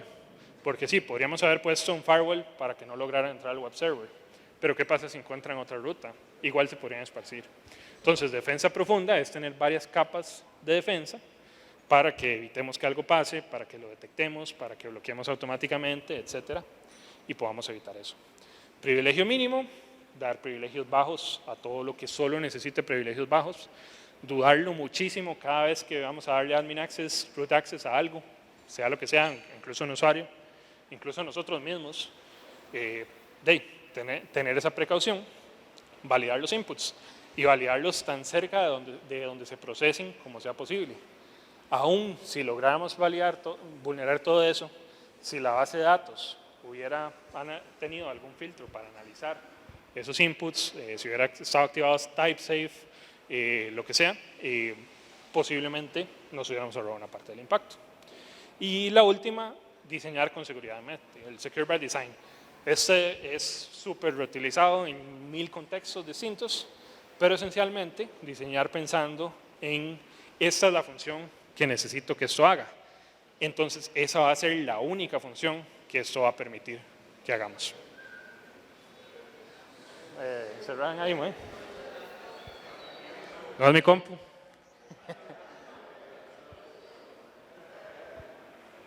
Perfecto. Entonces, que no haya otros mecanismos para usar esa misma función, que no haya ninguna otra tarea. Si podemos decidir qué hace la función, mejor decidirlo nosotros, server side, que no el cliente. Y aplicar eso a todos los diseños. Y bueno, por último, un poquito de recursos. Hablábamos ahora de TTPs, tácticas, técnicas y procedimientos. Está el sitio de Mitre Attack. Attack es el framework de Mitre. Mitre es una corporación que maneja todos los CVEs, ¿verdad? Las vulnerabilidades. Y tiene esta iniciativa, que no sé si la han visto, pero esencialmente son matrices como esta, que cada columna es uno de los objetivos, ¿verdad? Desde acceso inicial, ejecución, persistencia, y cada una de estas unidades son tácticas que pueden usar los atacantes dentro de esas diferentes técnicas, y este específicamente es para containers. Entonces, allá en QR, para los QRs también, bueno, si a alguien le interesara y no los pudiera sacar, mañana me pueden agregar en LinkedIn y mañana yo voy a estar publicando la lista de las referencias. Pero esto es muy recomendado y además no solo hay de containers, sino que está, bueno, el empresarial grandísimo, que es el general, y hay para varios servicios de nube. Entonces siempre es algo bueno para entender cómo me pueden atacar, ¿verdad? Después tenemos OWASP. Es muy posible que OWASP, especialmente a los que hayan hecho bastante web, se les haga familiar por el top 10. Resulta que OWASP también tiene un top 10 para Kubernetes y hay proyectos para Docker y para serverless, que no tienen la lista, el top 10 publicado, digamos, están en proceso, pero hay papers, hay referencias que pueden usar para entender más desde ese punto de vista de cómo protegernos. Y bueno, por último, otros recursos que podríamos usar, la documentación de proveedores, bueno, tenemos Microsoft, Google, AWS, Kubernetes directamente, Docker directamente. Esos los pongo como ejemplos, pero básicamente cualquier proveedor va a tener una parte de su documentación relacionada con seguridad. Y en GitHub hay un par de repositorios aquí bastante recomendados. Este, de nuevo, es específico a Kubernetes, pero hay mucho que es reutilizable y la realidad es que muchísimo de lo que es en containers está usando Kubernetes de alguna u otra forma. Y tenemos seguridad serverless, que también, esto no sé si están familiarizados, pero en GitHub es muy común que creen un repositorio donde simplemente hay una lista de links clasificados por diferentes temas, desde libros, papers, charlas, videos de YouTube, certificaciones, herramientas que pueden usar. De acá es que podrían sacar muchos de esos scripts para analizar. Y eso, pues, sí, es un montón de trabajo, digamos, en general.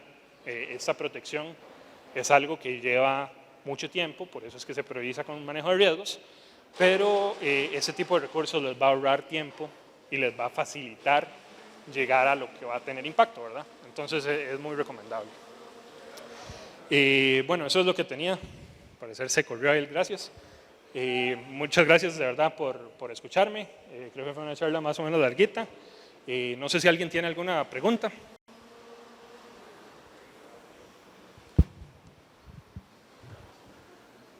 Bueno, ahí está para mi LinkedIn también, si quisieran. Hola, ¿todo bien?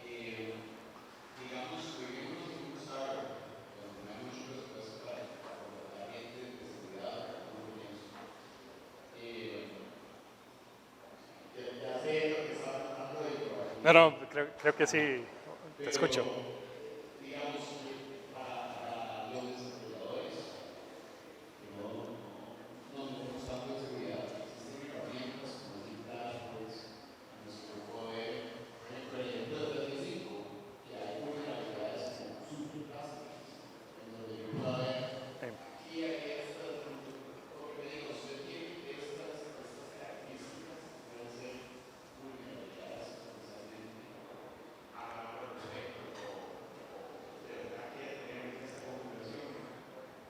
Pues sí, si no me lo hubiera restringido a startup, te diría, hay un montón de herramientas comerciales que hacen eso.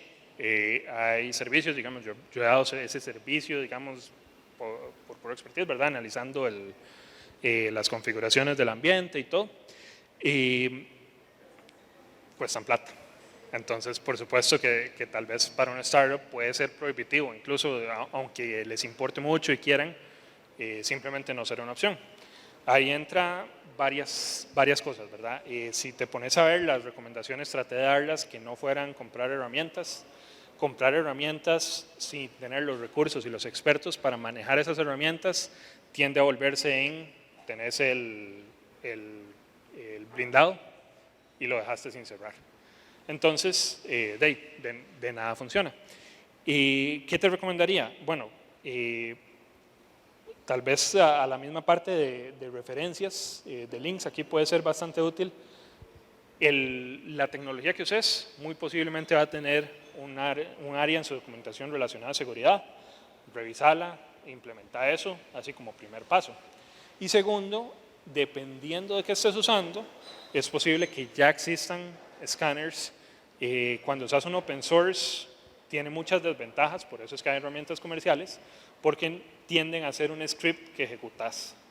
Entonces ese script te devuelve un output, ese output hay que revisarlo, lleva tiempo. Hay algunas soluciones, no conozco específico a esto, que te pueden montar dashboards.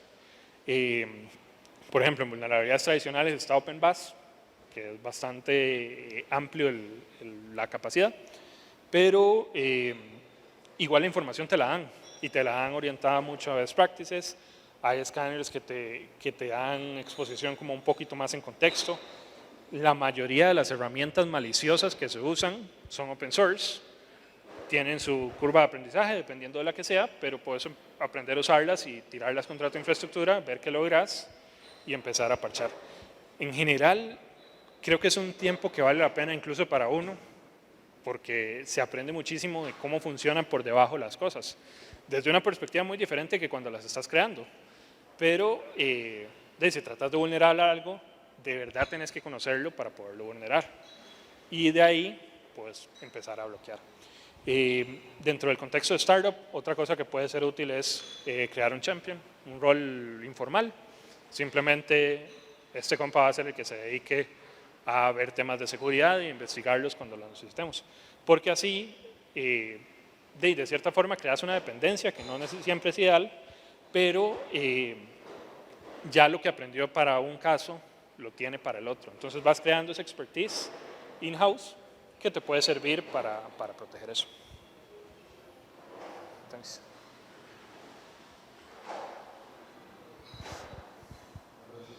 buenas noches.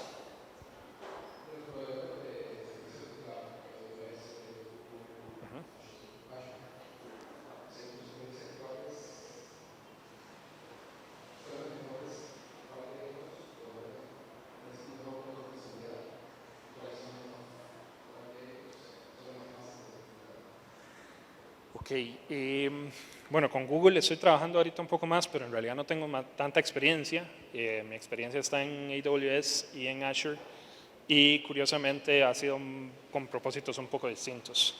En general, no solo en seguridad, sino en features, es una carrera de armas, ¿verdad? Entonces, una nube saca un feature y las otras dos lo copian.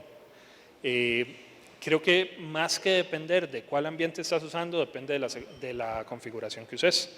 Hay herramientas muy interesantes en AWS, que está desde el Advisor, que está disponible solo como para gente que tenga un contrato business, ¿verdad?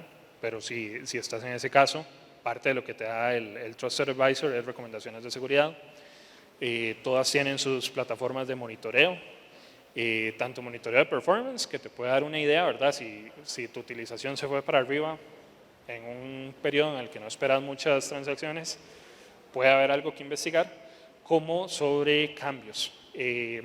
Tal vez para centrarme en AWS, AWS tiene el CloudTrail, que lo que hace es logs y alertas sobre llamadas de API. Y todos los cambios que vos hagas en AWS, ellos los ven, aunque lo hagas por consola, por CLI o lo que sea, los ven como llamadas de API.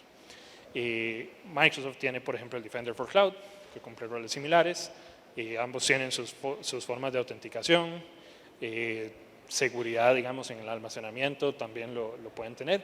Creo que la clave es asegurarte de que no te muerdan los defaults, de que si tu almacenamiento que vas a lanzar, no sé, digamos que una que no conozco del todo, pero para usar del ejemplo, que la nube de Huawei, resulta que el almacenamiento por default es público. Bueno, puede ser que sea válido, puede ser que es muy usado para hostear páginas web estáticas. Entonces, no necesariamente es algo malo, pero si vos no lo sabes, vas a tener tu bucket con tarjetas de crédito, por ejemplo, expuesto a internet, como le pasó a Target, con Amazon, de hecho. Entonces, es muy variable en realidad la respuesta.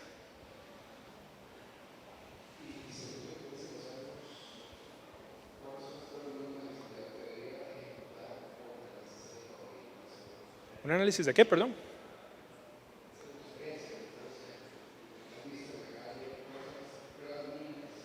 Las pruebas. Ok. Va a depender de tu diseño. Normalmente las pruebas se hacen, no puedes hacer todas las pruebas, ¿verdad? Por más grande que sea la organización, las probabilidades de que puedas evaluar y protegerte de todos los casos son casi nulas. Y cuando haces gestión de riesgos, lo que te vas a encontrar es, bueno, ¿qué puede pasar si se materializa ese riesgo? No sé, digamos que tengo una bicicleta así, un portón viejísimo que vale 20.000 colones. No le voy a poner un candado de 100.000. Entonces ahí es donde entra la aceptación de riesgos. La priorización normalmente debería venir de tus activos, porque si vos tenés datos de tarjetas de crédito y datos sobre tus productos, quieres proteger más las de tarjetas de crédito porque puede ser un pleito gigantesco si eso se filtra que las de productos. Entonces puede ser que no provees las mismas cosas en los productos, pero sí acá. En general yo me enfocaría en las que sean más sencillas de realizar, correr scripts que tengan configuraciones, aplicar buenas prácticas, cosas que no necesariamente involucren un esfuerzo muy grande. Y una vez que vas mejorando en madurez, entonces puedes ir empezando a involucrar, en algún momento vas a necesitar o tener expertos o convertir todos en expertos o involucrar a alguien para que llegue, por ejemplo, a hacerte una prueba de penetración de aplicación orientada a un ambiente de nube y te genera un reporte y se vuelve cíclico, ¿verdad? Todo lo que encontrás ahí lo clasificás, priorizás, tapás lo que te interesa tapar y va de nuevo.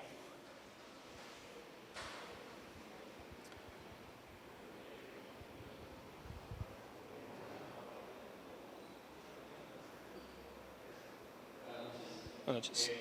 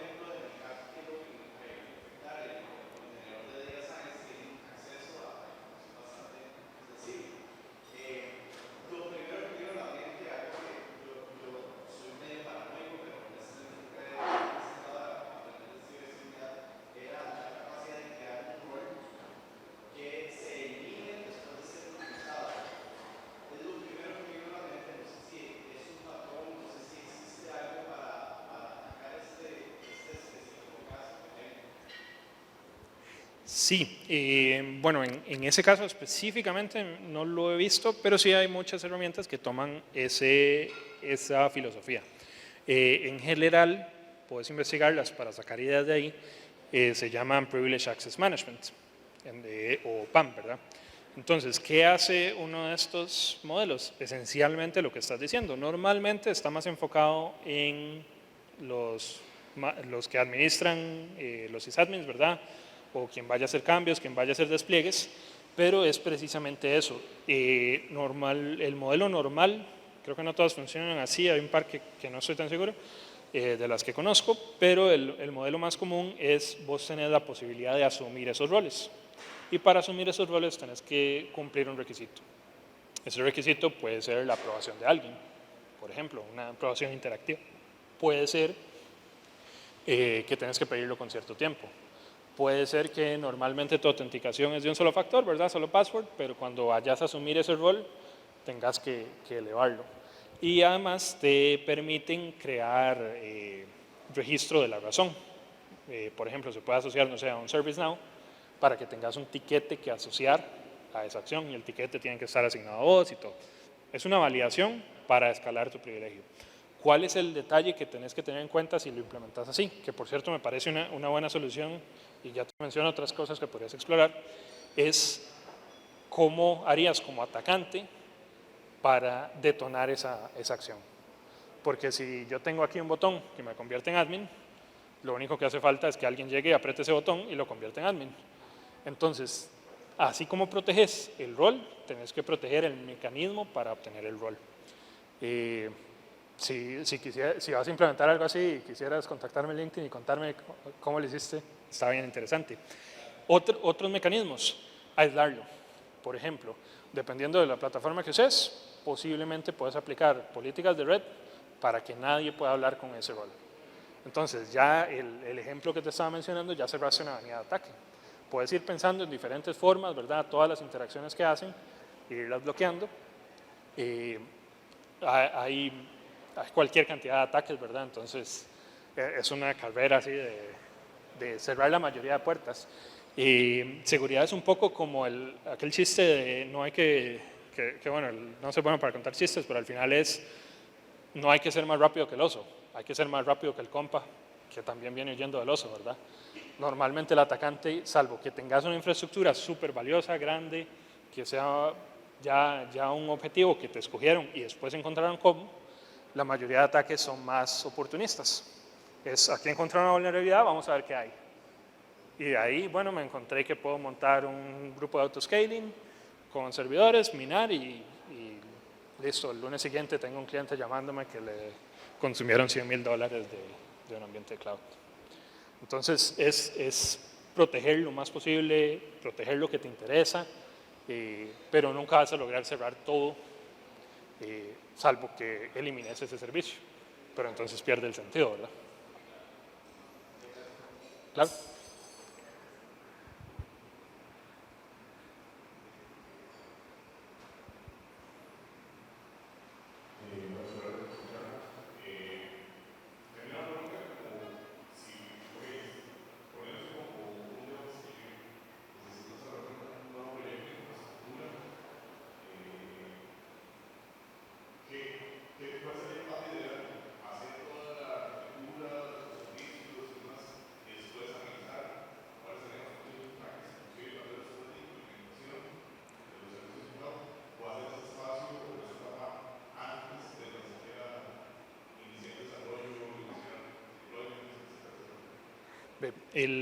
La forma más segura es tenerlo diseñado y protegido y todo desde el principio. ¿Qué es lo que pasa? Eso te toma tiempo, ¿verdad?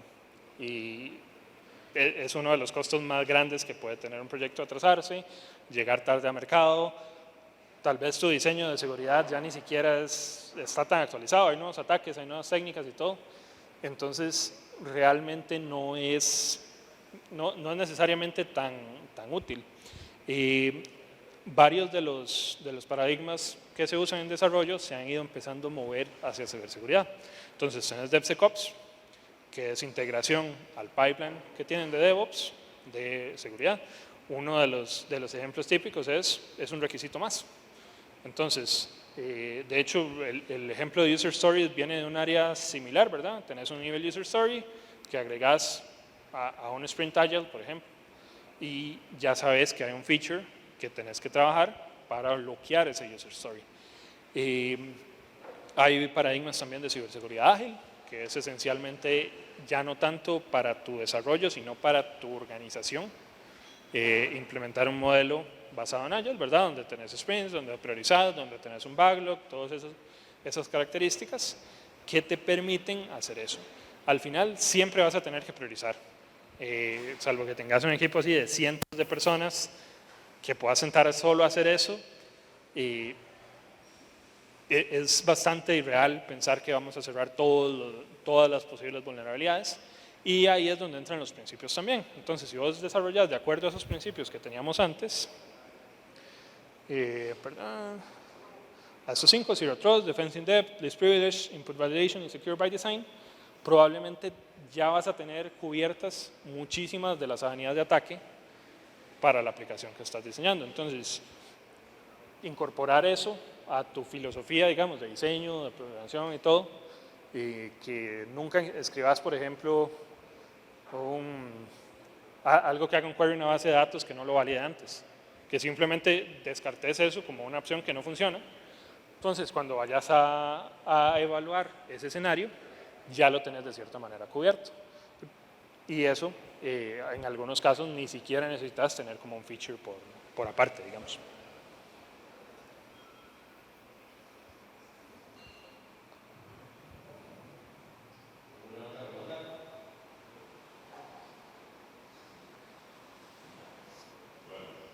Buenas.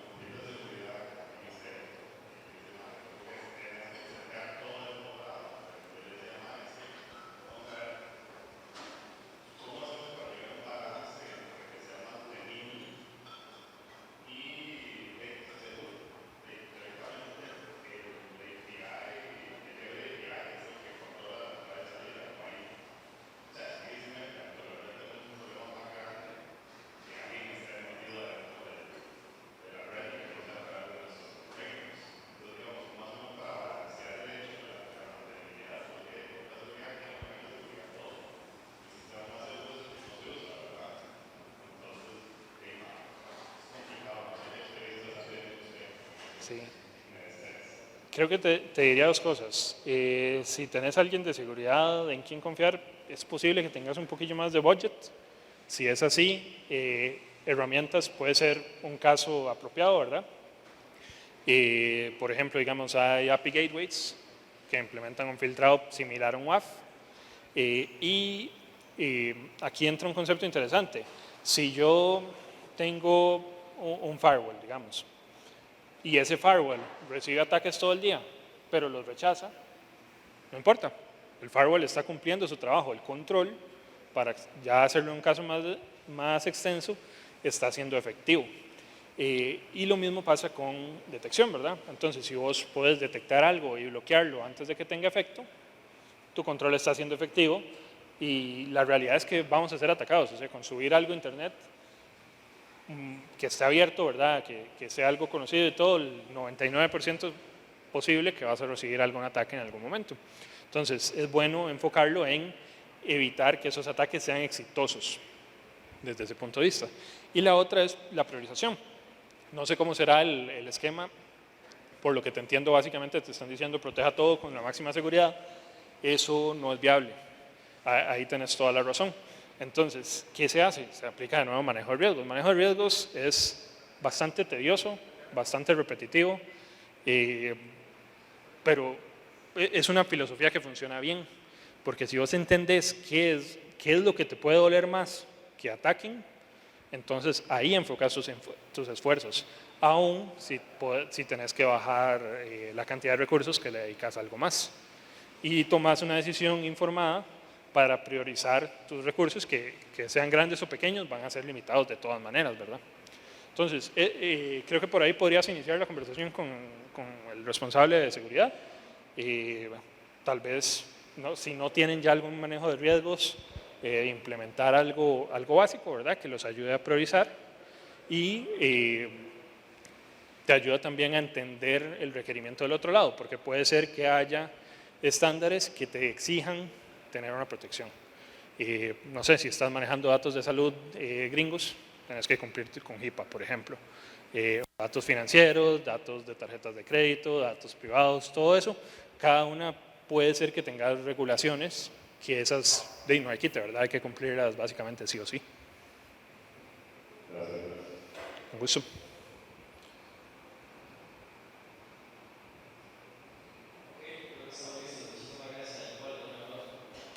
Muchas gracias a todos.